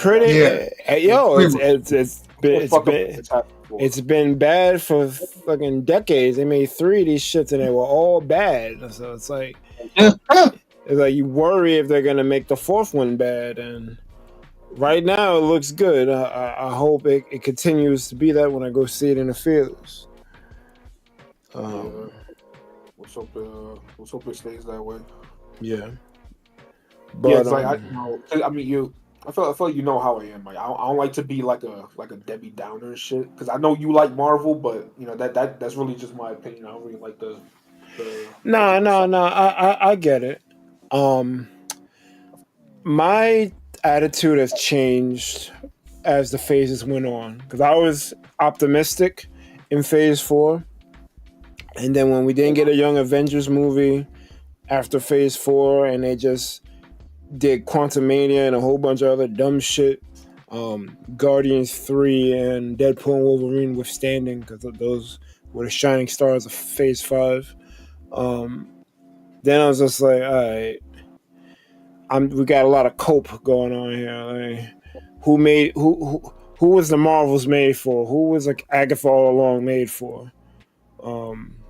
Right. Like, what are y'all doing? Like, and I don't hate these characters. I actually enjoyed Agatha All Along, and I thought the Marvels was edited pretty well. I feel we were missing a movie. That's my problem with the Marvels. The fact that should be the 3rd movie, and we should have got a Captain Marvel sequel that dealt with her guilt in defeating the Supreme Intelligence. Like, everyone calls her a murderer and whatnot, but she doesn't get time to like wade in that grief. It's like she's like you get a little bit of it in the Marvels, but then she does that whole sync up thing. I forgot what the term they use in there, but they're linked up because of the Bangles, Miss Marvel, Photon, and Captain Marvel. So they're linked up, so they become a sisterhood, and she kind of gets over her grief. That's cool, but like this seemed to be something that really weighed on her. Like, she was like spunky and plucky in her first movie, dealing with Fury and whatnot, and now she's like, well, fuck, I fucked this whole civilization up. She didn't get to live with that. She basically dealt with it for 5 minutes and got over it. I would have loved a movie that dealt with that. And then you can do the crossover with Miss Marvel and Photon, or Monica Rambeau. That was my problem with the Marvels. Like, you were trying to rush the team up. That's a growing problem. These companies want to rush the team up. Like, let shit breathe. The reason why the Infinity Saga did so well is because it had movies lead up to a culmination event. Every phase ended with an Avengers movie, regardless if you liked them or not. I know some people don't like Age of Ultron, but it was still an Avengers movie. They all came together and dealt with a threat. And ultimately, the Infinity War Endgame movies was like the culmination of like 20 some odd movies showing you this through line of like, you know, we gotta deal with Thanos, we gotta deal with all these different things like Cap's past, Iron Man's his tendency to save the world, even though half the time he's the reason why the world's messed up. Like, there was all these different dichotomies and plot lines going, but like it all made sense. Like, obviously there's problems with Infinity War and Endgame. We're not gonna get into that because we don't really got time for that. But ultimately, it capped off the story they started with Iron Man 1, with Endgame. That was a good bookend. Like, honestly, in hindsight, even though I love Loki, I love WandaVision, I love Deadpool and Wolverine, I love Guardians 3. There's a lot of stuff I love in the multiverse saga. They probably should have stopped after Endgame. Or if they were going to continue, don't rush out the gate like they did, try to put mad shit on Disney Plus. Actually sit down and come up with a concrete plan for the multiverse saga instead of just rushing out movie after show after movie after show. Yeah. Because I think ultimately the multiverse saga failed as a saga because they didn't plan it out. And then they ended up trying to rest its laurels on one person. You didn't do that in the previous saga. You rested it on Ronnie Downey Jr. and Chris Evans. Like it was those two that were shouldering it, and then they had a supporting cast that helped them. We don't have that same structure in the multiverse saga, and you could have had it, but Sony don't want to play ball, and for some reason you don't think Benedict Cumberbatch can hold the mantle, which I think he can. Like, I don't think Anthony Mackie's holding it, but you're making him the guy. You could have had Doctor Strange and Spider-Man, and maybe you can't use Chadwick because he died, but I guess you could use Letitia Wright, Shuri, have those three hold the mantle for the saga. Like these are, or you could use Wong, because Wong is pretty funny too. But you needed a 2-3 man to hold it.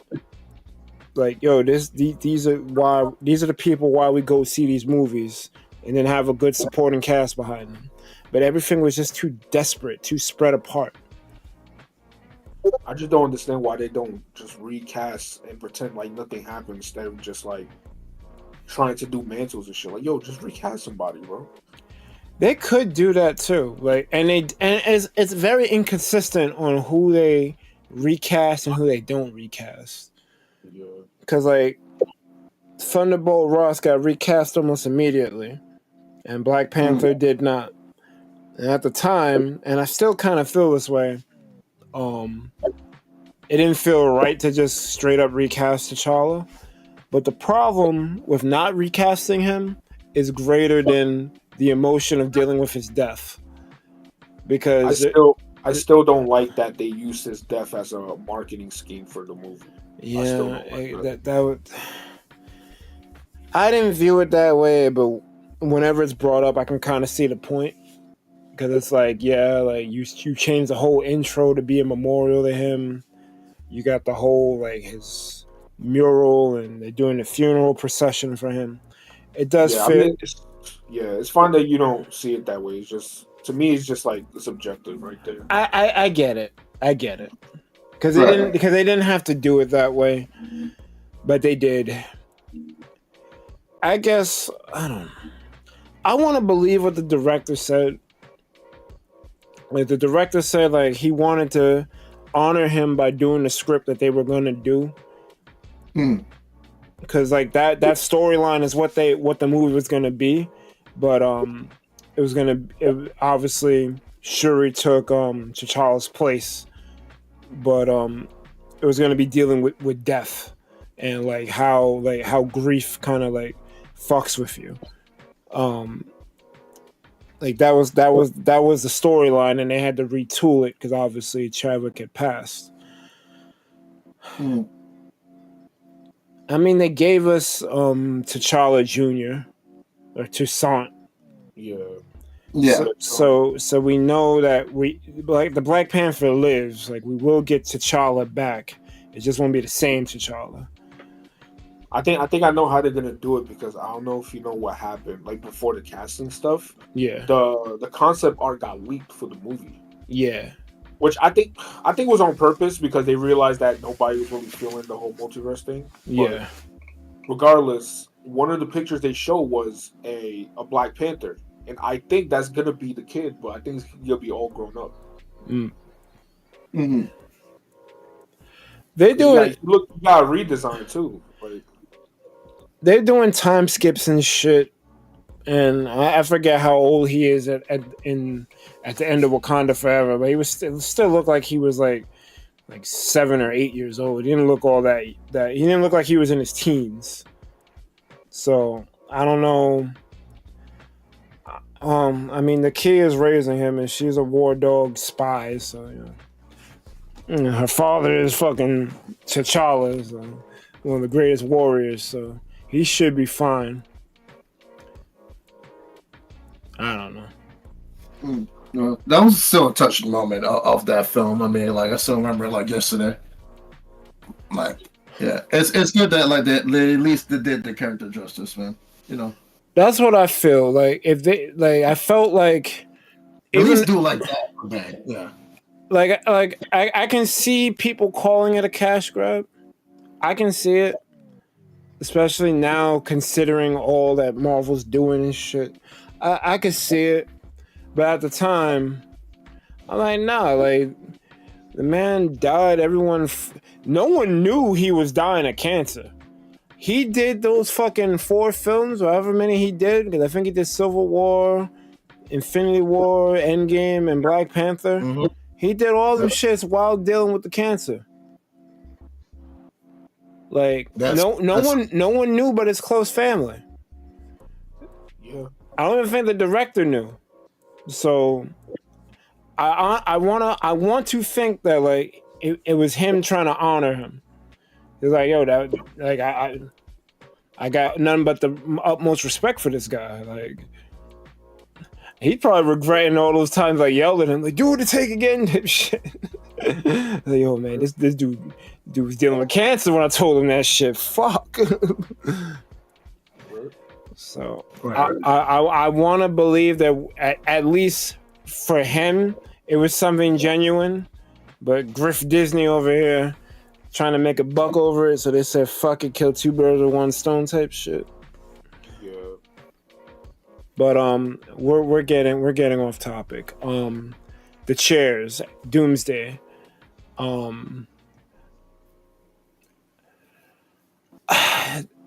Apparently there's a storyline where Doom is a variant of Tony Stark, but like it's like a deep cut. It's not like one of the main stories. So I'm just like, why? Like, I kind of get as like a bookend type of thing, have the hero become the villain type shit. Like poetry, it rhymes on your Star Wars shit, but this reeks of cash grab to me.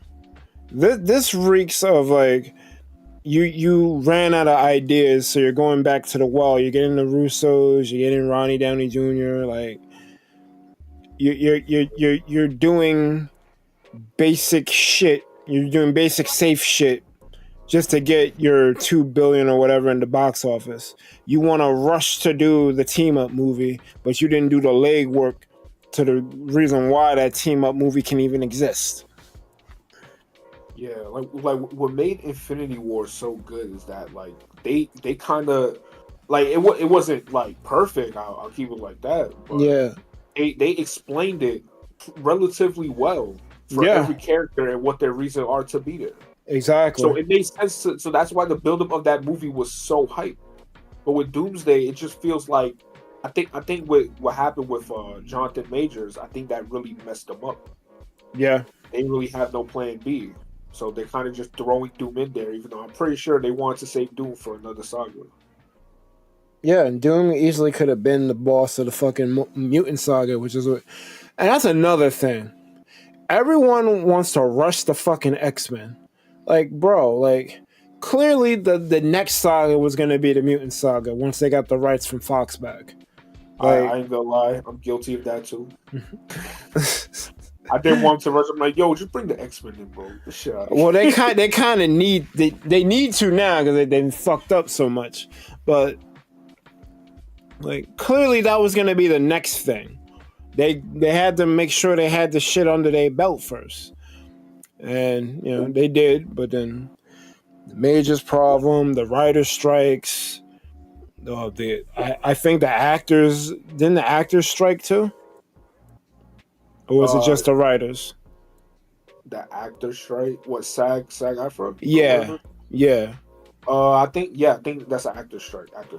Yeah, so like Marvel really had to deal with a lot on top of their haphazard movie making, which that part is their fault. I'm not gonna absolve them of that. I'll give them a break for the strikes and the pandemic, but I'm not gonna give you a break for not having a finished script going into making a movie. Like they film shit mad haphazard. They got like an outline of what they want to do. They go film some shit. They go into the editing room. They like, oh shit, we could do this, and this here, and they go back and do reshoots. And I'm like, bro, measure twice, cut once. This is why you make a script. Like, you got this Frankenstein monster like process to make us a movie, which is crazy to me. I mean, it worked for like the first saga, but you figured you would have had your process refined by now. But I guess not. Like, they don't believe in showrunners. I keep it a buck. I don't know how Loki and WandaVision were good. Because almost every other show, aside from Daredevil, Born Again, which we'll get to, they like, well, none of these things, I think Daredevil has a showrunner, but I don't think the previous shows had showrunners. They were just taking a concept for a movie and like making it a miniseries or chopping it up into episodic content. And I'm like, this is not how you do a show. Like, Loki somehow benefited from that format, so did WandaVision. But, well, I guess Agatha all along felt like a show too. But again, who was that show made for? I couldn't tell you. But a lot of these shows just felt like a movie that they cut up, and I'm watching it because it's like, yeah, this is the MCU. This is basically like a huge ass anime, and everything matters to a certain extent. Like, there's backstory and plot moving for people, but it's like, y'all gotta do better with this shit. And I thought, like, there was a couple of instances where they said they're gonna slow down and retool shit, and then they release another bad show, and I'm like, well, when's the retool happening? Because it didn't happen with this show. Yeah. I'm guessing it started to happen with Brand New World, because even though that movie wasn't as good as I would have liked it to be, it did feel different from everything else they've been putting out. I'm worried about Thunderbolts. I don't know if that movie's going to be good or bad or not, but I'm thinking... All I know is that they low-key spoiled it. What they spoiled it. If you saw the cast live stream, Sentry is on that list. So we knew Sentry was coming though. Yeah, we knew he was in Thunderbolts, but we didn't know he was gonna, like, we didn't know if he was gonna die or not or something. Oh, they say he dies? No, they just put his name on the casting list, so you could assume that the Thunderbolts, half of them go get fucked up. for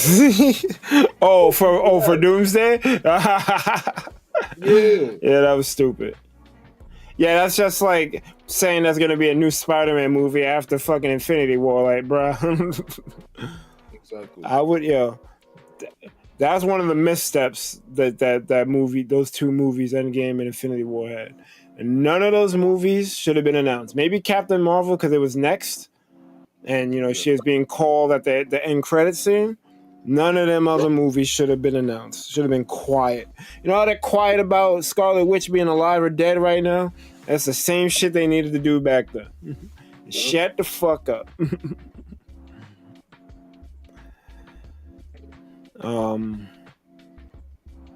I think that's all I really got for Doomsday. Y'all got any more thoughts?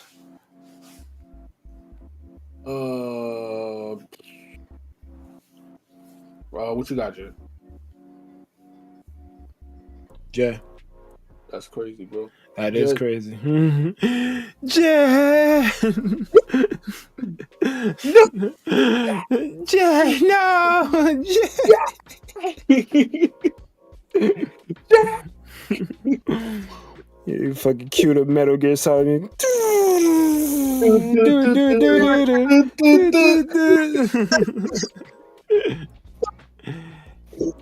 You alive, Jay? I see your meter moving, but I don't hear a voice. The Schmeater. We're about to get into Daredevil if you ain't got nothing else to say about fucking Doomsday.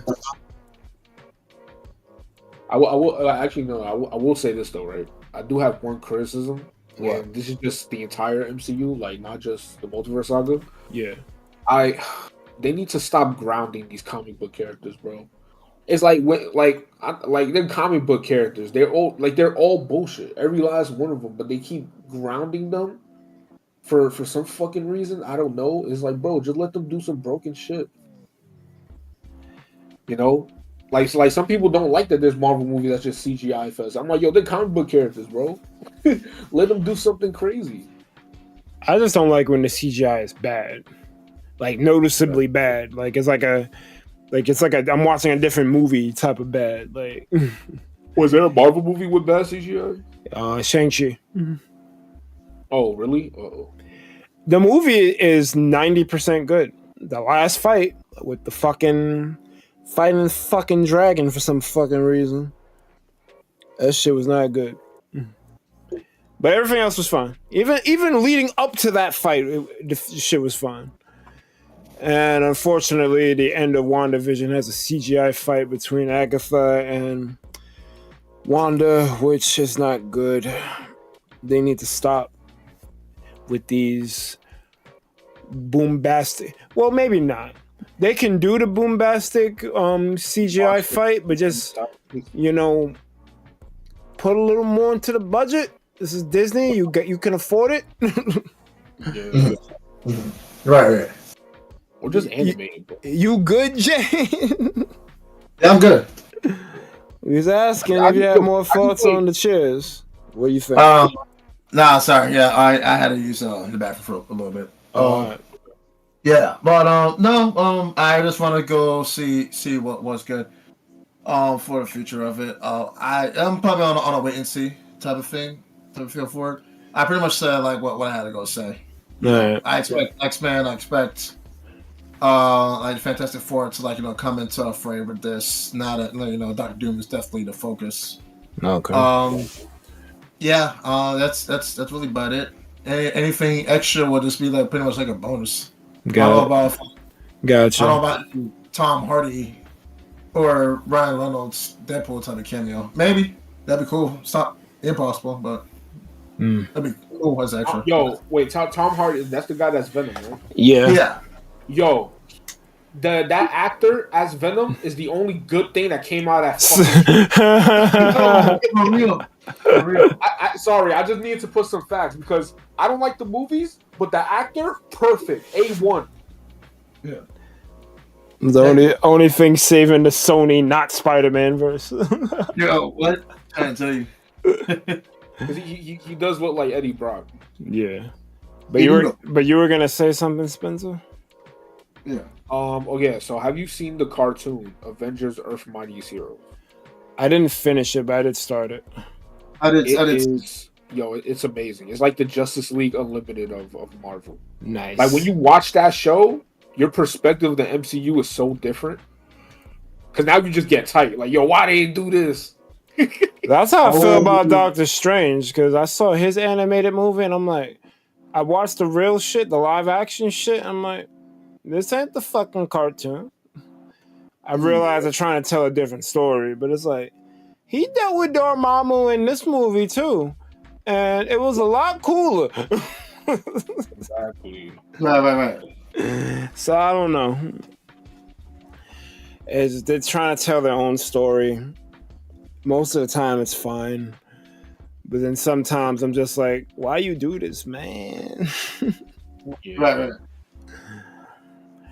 Secret Invasion is one of those. Why you do this, man? Why you do this, man? Bro, that shit is supposed to tell you what Fury's been doing in the background before the Marvels. But none of that shit fucking matters. And people die in there and we gotta live with the repercussions of that shit. I'm like, I think the worst thing that they did though, they revealed that Rhodey was a fucking Skrull the whole time since fucking Endgame. I'm like, when the fuck did he switch? Yo, you know what they should have done, right? Hear me out. Yeah. All right. So you know that very old Marvel game with Nick Fury and Punisher beat him up? Yeah. Yeah, they should have just done that as a movie. Nick Fury and Punisher just fucking people up. I ain't gonna lie. Make it like a buddy, like an edgy ass buddy cop movie. I would love to see that. It's just the most edgelord shit you've ever seen. I would be great, and the Punisher is back. That's almost a good Deadpool segue. I mean Daredevil segue. But I do got one more thing I need to say about Doomsday before we well, it's actually more about Fantastic Four before we switch gears. Apparently Sue Richards is going to be pregnant in Fantastic Four, which means Franklin Richards will be involved. So yeah. See that's the one kid character I'm okay with because that's actually canon. So they're all canon, but I don't like none of them. So what I'm thinking is that starting with Brand New World, like I said, Marvel says many times that they're retooling what they're doing. What I'm guessing, and this depends on if Thunderbolts is going to be good or at least help move the plot along, they're kind of making up for lost time and setting up Doomsday to actually have the payoff it's supposed to have. Because right now, Doomsday did not earn its payoff. They finally addressed Eternals with the fucking Tiamat in the water in Brave New World. We finally get to see Red Hulk, even though he acted like a palette swap of Green Hulk. Oh God, man, jeez, man, man, that's dude. Brave New World had brave new questions, bro. That still hasn't been answered, man. That should have been easy. Yo, I'm gonna steal that. That's a bar. that is a bar. It should have been Incredible Hulk too, dog. Like I'm just. I mean, that movie was trying to be 5 movies in one, and that's never a good thing. It's never. It's never a good thing, but they're starting to bring shit in. So I'm hoping that Thunderbolts does the same thing and addresses something that was established and never got picked up again. That's what I'm hoping. And when we actually do get to Doomsday, some of this shit will make sense. Because you can't have fucking, we'll just say 50 people. It's probably more. It's probably going to end up being more than that. You can't have 50 people on screen and you didn't do payoffs for more than half of them. I was like... Right. Yo, fun fact, right? You know there's a Blue Hulk? I did not know that. I didn't know that. Well, it's literally, the Green Hulk we all know, but he's infused with Mjolnir's lightning. It's kind of sick. Oh, shit. No. That's for real? Yeah, that shit dope. That shit sounds dope. I know Grey Hulk a little bit. Yeah. But I think that's more comics based. I mean, everything is comics based. And to Spencer's point, they do need to stop doing that. Like, if a character is supposed to be broken or wears a weird suit, let him be broken. Let him wear their weird fucking suit. Like, they did that joke in X-Men 97 for a reason. What did you expect? Black leather? Because, yeah, like, the fuck? Like, it's comics. It's weird. It's already weird. You're dealing with comic shit. Let it be weird. Yeah, for real. Like, rid of the black letter. Like, definitely. Make them stand out like how they have with the comic representation in a proper way. Don't do the whole black letter like you did from the past, please. I'm gonna give a point off if they do that bullshit again. They won't, but they kind of did in fucking Brave New World, because again, fucking Sidewinder not having his fucking suit, they just kind of gave him frills, so it kind of like an echo of what the suit looks like. But bro, like, even in fucking WandaVision, they have fucking Wanda cosplay as her suit in the comics. Like, give her that suit. What are you doing? Or at least when she goes into combat, give her that suit. She didn't even have that when she fought Agatha. It was some red covered up gothy shit. I'm like, bro, give her the suit. It exists. Give Vision the suit. You're making him all white and fucking weird. Like, this was an opportunity to give him his OG suit. Give him the suit. Stop playing. But speaking of give him the suit, Daredevil got about 5 of them. And he went back into one. I didn't see Daredevil, so I'm gonna mute. I'll be back.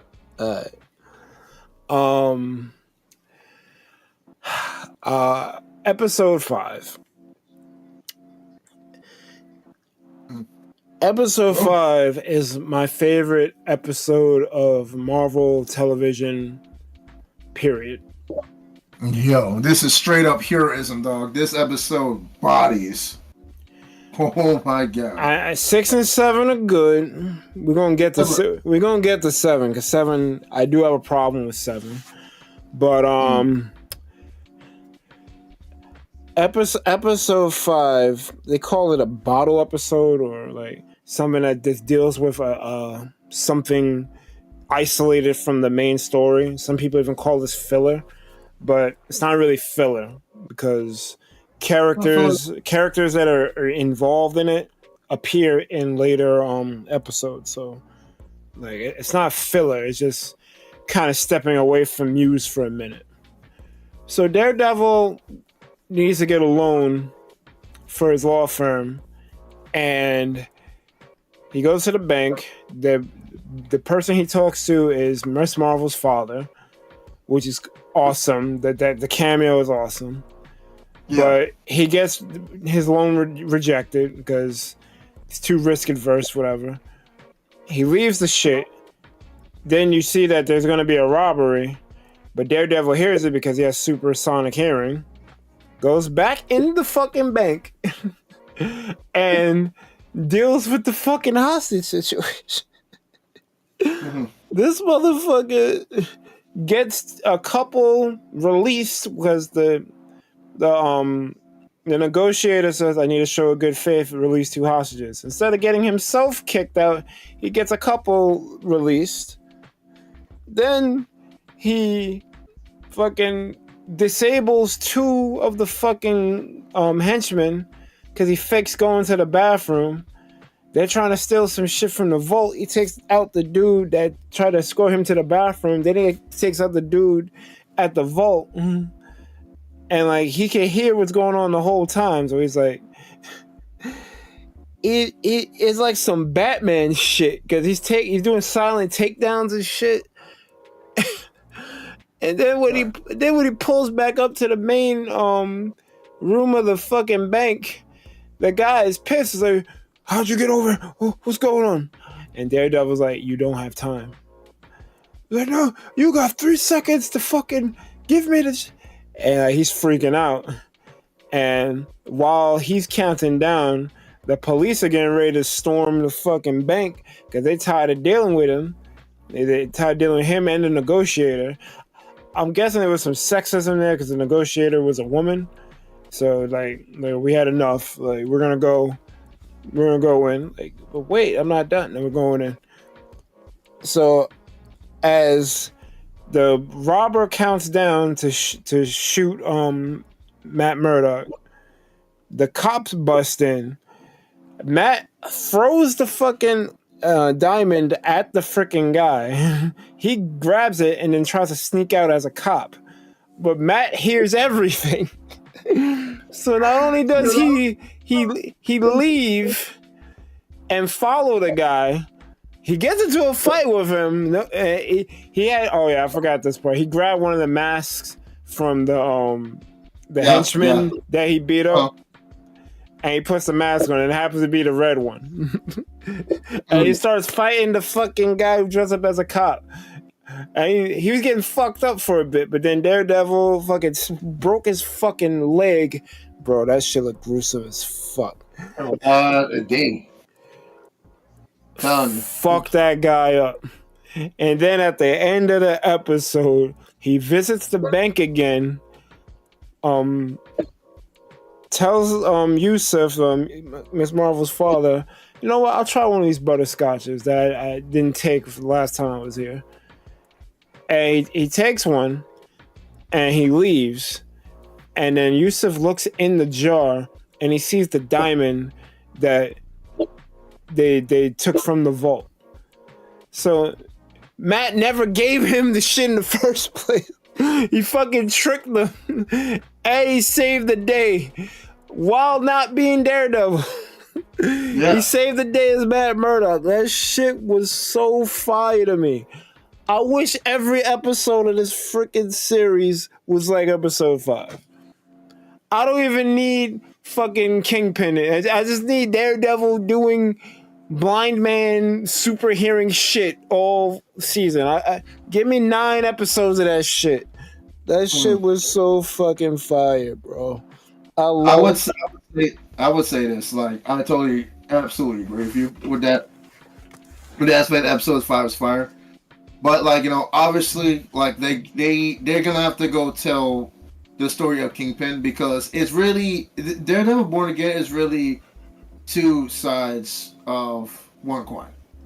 It is. Yeah, so Fisk, Kingpin story, and you have the Matt Murdock Daredevil story. And everything that happens in between that coin and that silver lining is pretty much dictated towards all of the surrounding dramatics, and both of the characters' personal interests and decisions. Yeah. So even right down to like Muse and like White Tiger's death. Yeah. So you have to see like that. And I actually like the fact that it goes back and forth with Wilson Fisk and Matt Murdock, Daredevil, because of the fact that, like, you know, you're seeing the good side and the bad side of Mayor Fisk, and then the totalities and the dramatics with Matt Murdock, you know, before he dons back the suit, you know, and the mask, to actually get a real reason as to why he needs to redeem himself, and because of, like, well, it's all the chaotic stuff is happening, why he has to become Daredevil again. So, like, there's just so much deep layers with both sides. Like, you know, you got the corruption with government, which is under Wilson Fisk, and the fact that he's still wants to be a good person, a good Samaritan, but he's still dealing with the bullshit that happened in the past. And then you got Daredevil. He's still trying to recuperate from, like, you know, the loss of Nelson, or Foggy Nelson. Yep. And still seeing that, okay, no, this is still Hell's Kitchen. You still have to be here. The city needs you. Punisher is not going to fucking help you. He doesn't like the fact that superheroes or vigilantes are just like pansies running around in the cosplay suits, trying to protect whatever justice is there, because that's not really serving their purpose.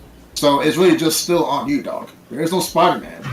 White Tiger's dead, dude. It's all on you. You have to go do this, because you got psychotics like Muse running around. Like, dude, and Mayor Fisk, he's not doing everything. He's not doing all the heavy lifting that should be done. I do have a slight problem with this, because we're getting cameos, right? Getting White Tiger, getting Yusuf, getting the Swordsman. Like, there's people, there's other heroes, MCU heroes in here, or MCU characters, because Yusuf ain't really a hero. But we're getting connective tissue between other properties. But the problem is, you just said there's no Spider-Man. There is a Spider-Man. Where the fuck is he? What the fuck is Strange? You said Miss Marvel was in California, so I guess she ain't gonna pull up. California. But from what you're telling me, this world is connected. Daredevil's New York is in the MCU. Like, everything was ported over. So that means Jessica Jones is around, Luke Cage is around, Iron Fist is around, Spider-Man's around, Strange is around. If Tony was still alive, he'd be around. Well, Pepper's, I don't know, did Pepper relocate? Is she still in New York? Because she's rescue. She's around. There are heroes around. Where are they? Yes, Spider-Man is mentioned. Yeah, from like episode 1. So yeah, like we know Fisk ain't shit. Yeah. So so like what's really good? Where's Wong at? Thompson. No, they have so much heroes. But that is a problem that I'm starting to have with this show, because I didn't care at first, because like what you said, this show is basically a coin.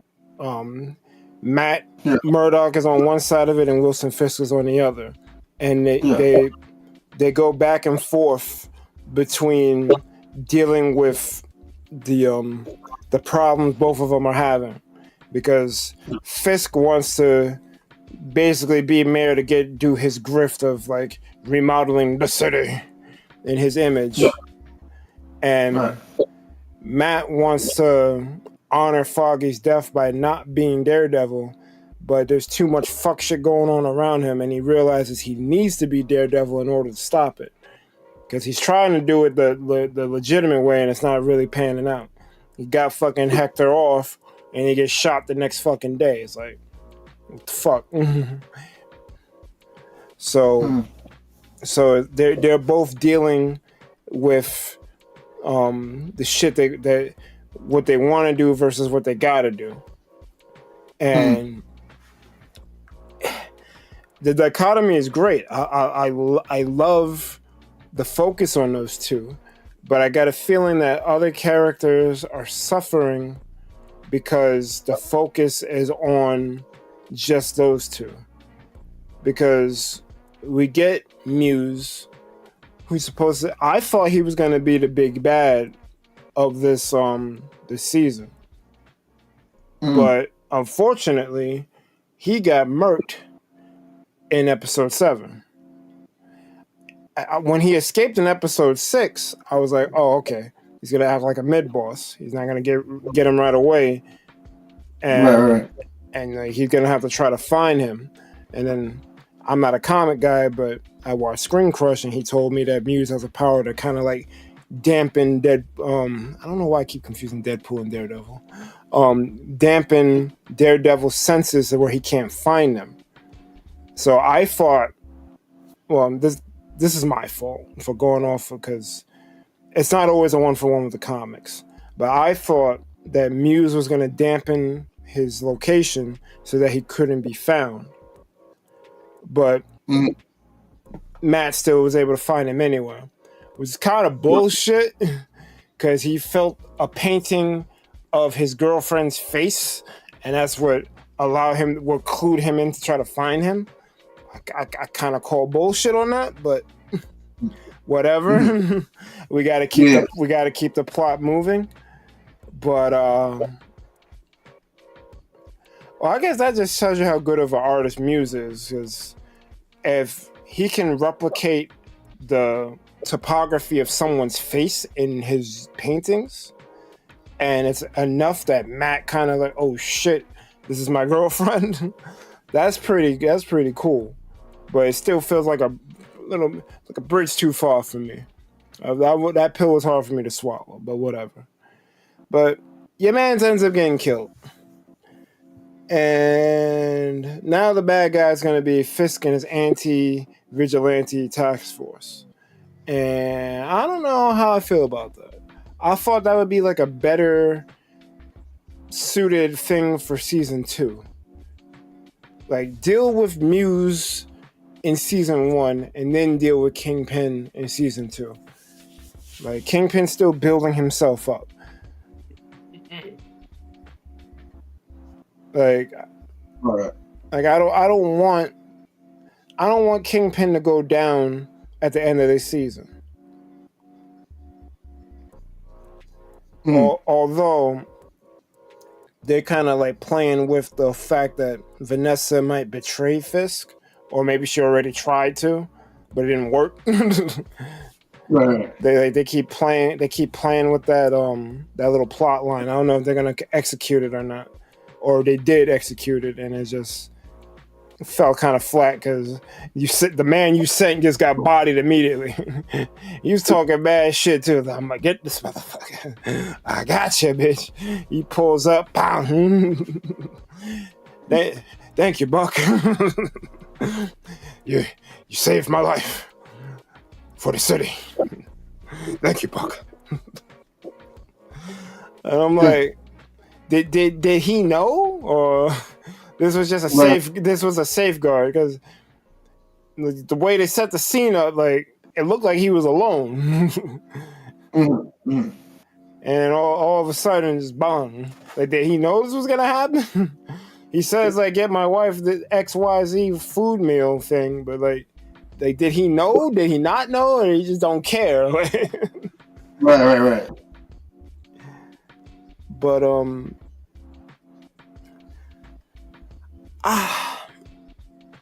the whole where are everyone else withstanding? I'm still liking the show. I'm guessing there'll be more cameos in season 2. They wanted to get a story off first. They wanted to focus on Fisk and Murdoch. And then you could deal with the cameos later. They'll still sprinkle some in. They'll show you that the shit is connected, but they don't want to go too far into them, which that's what I kind of think they're doing. But it does feel a little disjointed because it's like, all right, cool. Like, you got all of this shit is happening, but like, where's the help? He's like, Daredevil's supposed to do this by himself. During the Netflix days, it kind of made sense because it was in its own isolated 616. Because obviously, the Netflix shows were canon, but the canon was loose because the guy running Marvel Television at the time was a fuckboy and didn't want the shit to connect. Which, fuck you. Like, it was supposed to connect. Feige told you it was supposed to connect, but you wanted to keep the connections as loose as possible. But whatever. The shit connects. But back then, they kept the connections loose. So I guess it made sense for no one else to really show up. At least not until Defenders, where they forced to team up. But I feel like you don't gotta wait for a team-up show. Just have the team-up happen. You brought up, Spencer brought up Earth's Mightiest Heroes. Like, the team-ups just happen. Like, you ain't gotta have a special show for it. They just pull up. Even in X-Men 97, like, you had freaking Captain America pull up. It wasn't a real team-up, but like, he was there. Like, so it's like, I don't know what. It's like they want to show connectivity, but then they do weird shit, and it's just like, I don't know how to feel about it. But I still like the show. I still think it's great television. It feels like a show.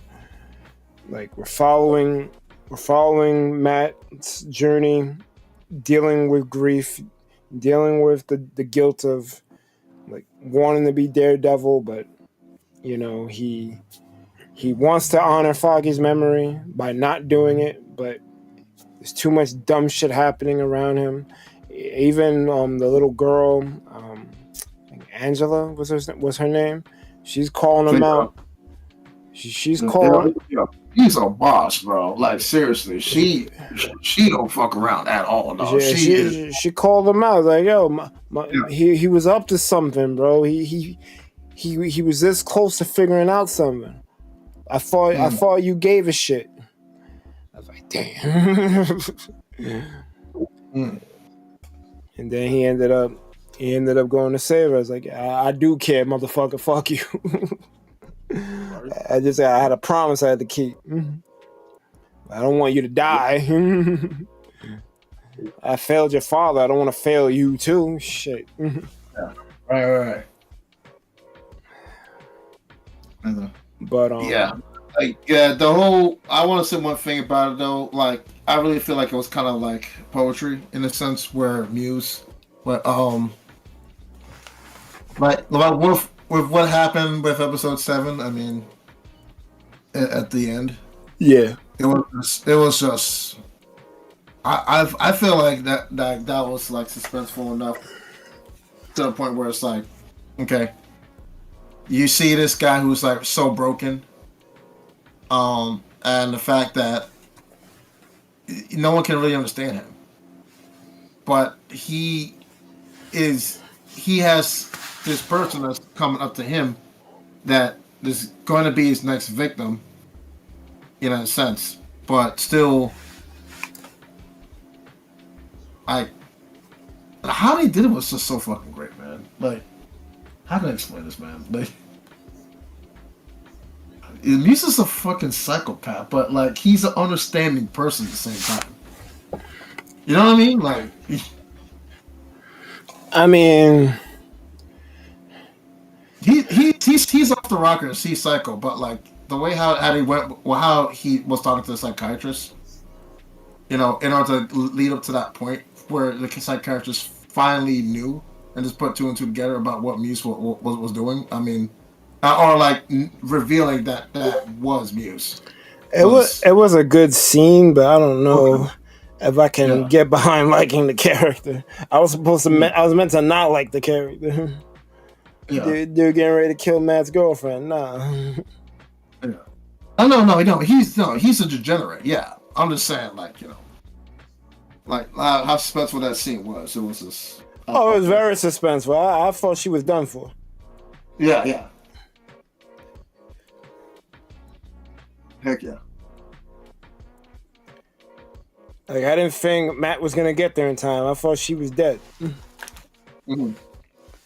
Yeah, me too. And he had her dead to rights a couple of times too.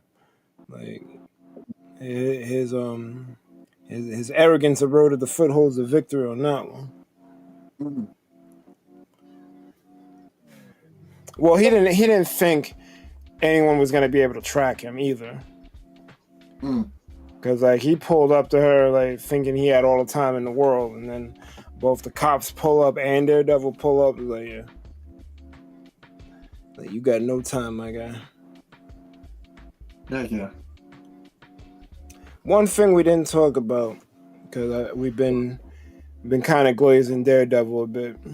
Fisk had this one scene where he fucks up the dude in the fucking cellar. I think his name's Adam, because he was the guy that Vanessa dated while Fisk was getting his face blown off by Echo. He goes down into the I guess the dungeon and he's carrying a fucking axe. I thought he was gonna hacksaw Jim Duggan the shit out of this guy. He's like, yo, I've had enough. I'm tired of seeing your mug. Every time I see your mug, I think about Vanessa touching it. Yeah, right. And I get bored. I boil over with rage, and I want to kill you.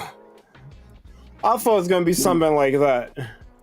This motherfucker walks down all menacingly, then gives a monologue about how his father wanted fair fights and shit. He gives Adam the fucking axe. This dude goes full Pharaoh mode, grabs the axe, and swings on Fisk. Misses every time. With my man is on part of Weave Nation. I mean, Weave. He can't hit Fisk for nothing. So then I think he grabs him, like chokes him, and then like pushes him into a wall. He drops the fucking axe, and it just beats the brakes off of him. Like, then he sits in the cell, wondering, contemplating what he did. This dude is fucking a bleeding mess. I wouldn't be surprised if he wasn't dead.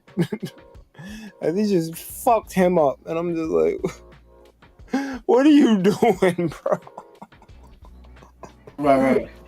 Like this is like Fist didn't change, but he's putting on a mask for the outside world so he can get his grift off. But deep down, he's still the violent little child. I guess a violent man child that he was previously. But he's trying to fake it till he makes it. Yeah, I thought that shit was just mad funny. Like, yo, what are you doing?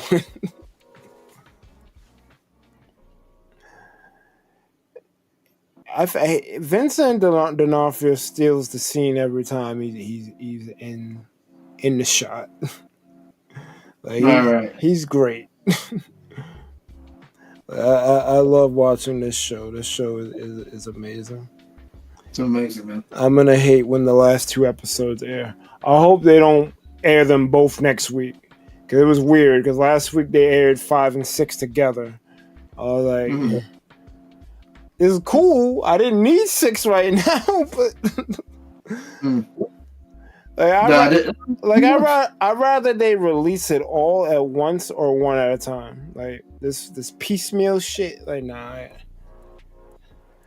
If you're going to release them in a batch, release them in a batch. The bonus episode was cool, but at the same time, it's like one less week now left of it to like come. So it's like, because once this is up, that's it till whatever the next season comes. I don't know if they filmed everything at the same time. I think they did, but they also did reshoots for shit. So I'm not sure. But I'm enjoying the ride. I hope they don't. I hope they stick the landing. I hope they don't fuck it up. Heck yeah. But I believe that is all she wrote. We went through all the topics. We don't get questions, so I guess we can't really do the mailbag shit. So I guess you two got any closing thoughts about what we talked about? Whether it's the IPs, the Switch, Doomsday Chairs, or Daredevil? I really feel like well, I'll say one thing about it: the fact that that Wilson Fisk took he pretty much like took all the credit after Muse was killed. Oh yeah, he did. Yeah. You guys did it. Yeah, so I want to. So that right there, I want to see like what angle that Matt Murdock actually takes it with his next episode, because he sees that like this guy really fucking hates vigilantes. Like he does not want them to even breathe in the city, much less take credit. And the fact that now we're seeing that like on Wilson Fisk is like showcasing that he got the mask. He's holding up the mask right here. At least like one of his cop buddies. Yeah. That are in his circle, holding up the mask, saying that okay, yeah, we did this, and even telling the police officer when they finally like got into the crime scene, like, dude, no, Daredevil wasn't here.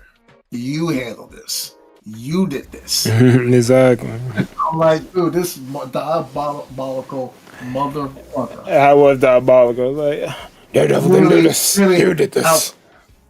Because Daredevil is back. So, like, it's like he's pulling on strings, bro. The man, he's a menace even in the seat. I'm going to do this. I'm going to use this to my advantage. Yeah. Trying to twist the narrative just like that. I'm like, okay, all right. So I really want to go see what Matt has to say about this. But it's like I don't really feel like Matt wants Daredevil to he just wants to protect the city. And and pull all the stops from all of the extraordinary stuff that Fisk is not willing to get his hands on. Or can't do it because he's by the book. Daredevil's willing to go dirty. But he's going dirty because he has his own ultimatums that he has as the vigilante, as Daredevil. So he's gonna do what he has to go do outside the lines. But that only just fuels the fire to Mayor Fisk's his campaign. That vigilantes they're just not the answer. Like the lawless gunmen who don't have any type of real security. They go beyond the books because they follow their own rules. So it's just that great chemistry that one is good, but it's like breaking the law, and one is bad and corrupted, but is the law, and is your mayor. Like it's just that it's that yin and yang. It's like a reverse yin and yang effect for between both these two characters. As to why this whole dramatics is just so interesting. Yeah. The show. Yeah. You know what I mean? They flip the yin and yang, but it's still opposite yin and yang. Yeah. It's crazy because like they're both wearing masks. They're not being who they want to be. Like Matt wants to fuck people up as Daredevil, but he has to. He wants to keep his promise, but it's like, what the fuck? Like, do I live like Foggy did, or do I give in and start fucking people up again? And Fisk wants to. He thought that by becoming mayor, he would have unlimited power to do whatever he wants, but then he realizes it's not that easy. But he has to maintain appearances because he's stuck now. So he has to wear the mask of being this great mayor. Meanwhile, he just wants to fucking just do mob shit, but he can't. So it's like, fuck, what do I do type shit. Right. It's actually very funny. They're foes to each other, but yet they're kind of in the same boat as each other as well. Right. But I think that's all we got. Y'all got any closing thoughts? No, I'm good. That's all I got. Not really, no. Alright, so where can we find you guys? Want me to go? All right. Find me over at all JG Media Games and all of social media circles and networks. And you can also check out the JG Media Games Discord. Creativity starts with you, one imagination at a time. Feel free to stop by to the JGMediaDesigns.com website and get your creative fix. You know, your boy over here, Jay Gooden, got your back, or Jump Master Flex Man. Got your back with all your creative needs and services. So just check it out. And also, if you have a particular music fix, you can also check my homeboy's music catalog up and running, and his business site, D Crook Beats. All right, he got your back with the beat front, any type of music fix that you need for your next upcoming projects, whether it be sounds, vocals, music, BGMs for upcoming video games that you want to go make or anything like that, or just like if you want to make a music video, he got you on the camera work, and he also got you on some regular beats for any type of sounds that you're looking for your next music project. So, just check those two things out, and that's about it. That's all I got. All right, Spins, where can we find you? I only got none that you can really find me at, but you know, I'm Spins. I'm, you know, people, they call me the Nintendo expert, but you know, I read a lot of shit about not just Nintendo but the gaming industry. So you know, you ever want to talk about that, or you feel misinformed and you think I might know something, you know, just let me know on my my YouTube channel, Spins. So you know, I don't got no videos there yet, but I will soon enough. So. All right. Yeah. Check my boy out. I'm misinformed. Switch games are gonna be $200. Right? Yo, they were saying 100. I was like, yo, y'all wild. No, that's what GTA 6 is gonna cost. Dude, that's what I hate. I really hope it's not gonna be like that, dog. Because they don't have no real. They have no real excuse for them to like pump up to become like $80 or whatever. Like, you know what I'm saying? Like, if it's special edition, yeah, okay, cool, I get it. Base price, that bitch better be $70. Even if it is special edition, what the fuck are you doing paying $80 for a special edition? What? I don't excuse special edition either. I don't support it. I don't want no special edition. I don't need no special edition Grand Theft Auto.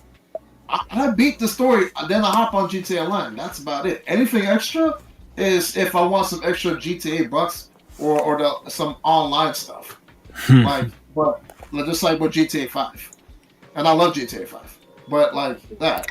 Other than that, dude, I don't want to pay no $80 game for no GTA game, bro. This is better not be the standard, please, Nintendo. Oh my god, don't fuck this shit up, You think that they have a choice? It's like it's international terrorists, bro.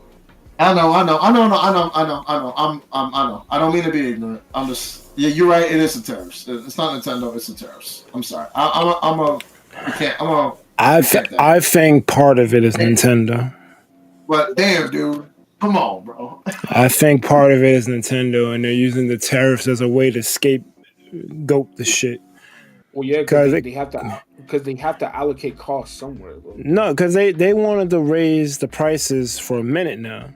They just didn't have a real good way to do it. But now they can blame it on the tariffs. Yeah, but hold on. That's not really confirmed though. Like I said, other developers were saying we don't know for sure if Nintendo even wanted to do that, but they probably did. Well, yeah, everything is alleged. We don't really know for sure. We can only make inferences based on things we've already heard and stuff. So the one thing we do know for sure though is that the tariffs is a big cause as to why. It's definitely the tariffs are definitely fucking shit up. We may not even get the system in the U.S. Yeah, because in Vietnam, that's where the Switch 2 is manufactured. That now has a 46 increase in tariffs. Oh shit! So wait, what's this whole thing I'm hearing that like Japan's not affected? What do you mean? No, Japan got hit with the tariffs too. I think it's like 30 or 24%.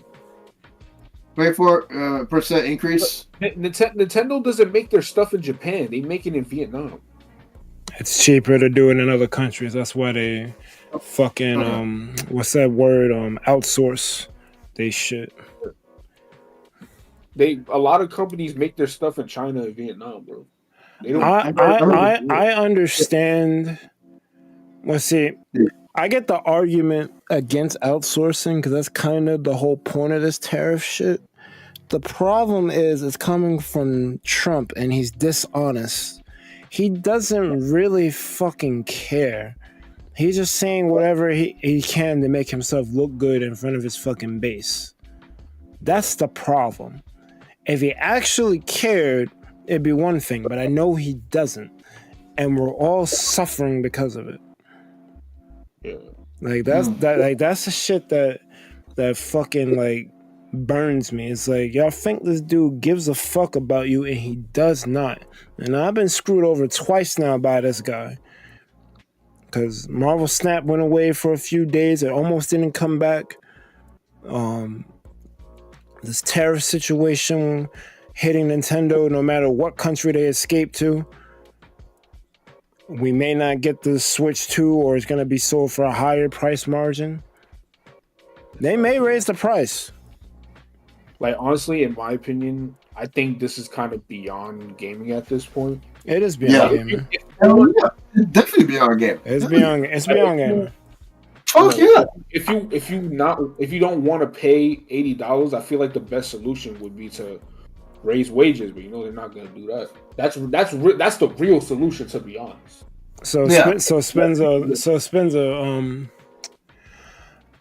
what you're saying is the common sense solution. Anyone who looks at it even like half objectively would come to that conclusion, but for some reason companies don't want to do that. They always offset extra costs to the consumer, no matter what. They never take an L. We do. Yeah. And that's the part that really sucks. And that's the part that I don't think Trump even understands. I don't even think he gets that part. He thinks he's doing a good thing. I want to think he's thinking he's doing a good thing. 'Cause, oh boy, I got a lot of anger towards this person. But I want to think that he's thinking that he's doing a good thing with the tariffs. The problem is he is misinformed at best and just grossly incompetent at worst. Cause There's no way. Like you ran like all these businesses throughout your career. There's no way you don't know what a tariff is. Like, you're trying to sell it to people who don't understand economics, but a tariff is just a tax on them. We don't we end up paying that shit. Yeah. Like they're not. Companies will never take an L. You yourself wouldn't take an L. You filed for bankruptcy like 4 or 5 times. Business owners don't take L's. They pass it on to the consumer. So what made you? What did you think was going to happen when you did this? But he's just spinning the griff how he wants to spin it. And I know politics makes people feel uncomfortable. I don't really like to engage in it myself because it makes me very angry that the people vote for don't have their best interests in mind. And we end up having to have conversations like this because people don't think before going to the vote. Fortunately, it's bigger than games. It's bigger than politics. This is life. This is life right now. Yeah. Like, so it's just unfortunate. But, yeah, like I would say though, since pre-orders are scenario is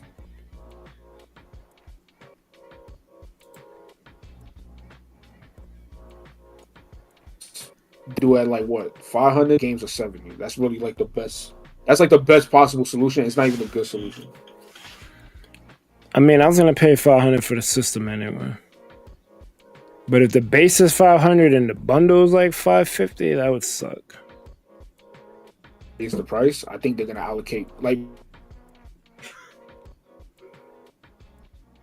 You cut off. No, I think they're gonna raise the online. That's what I think they're gonna do. I think they're gonna raise the online.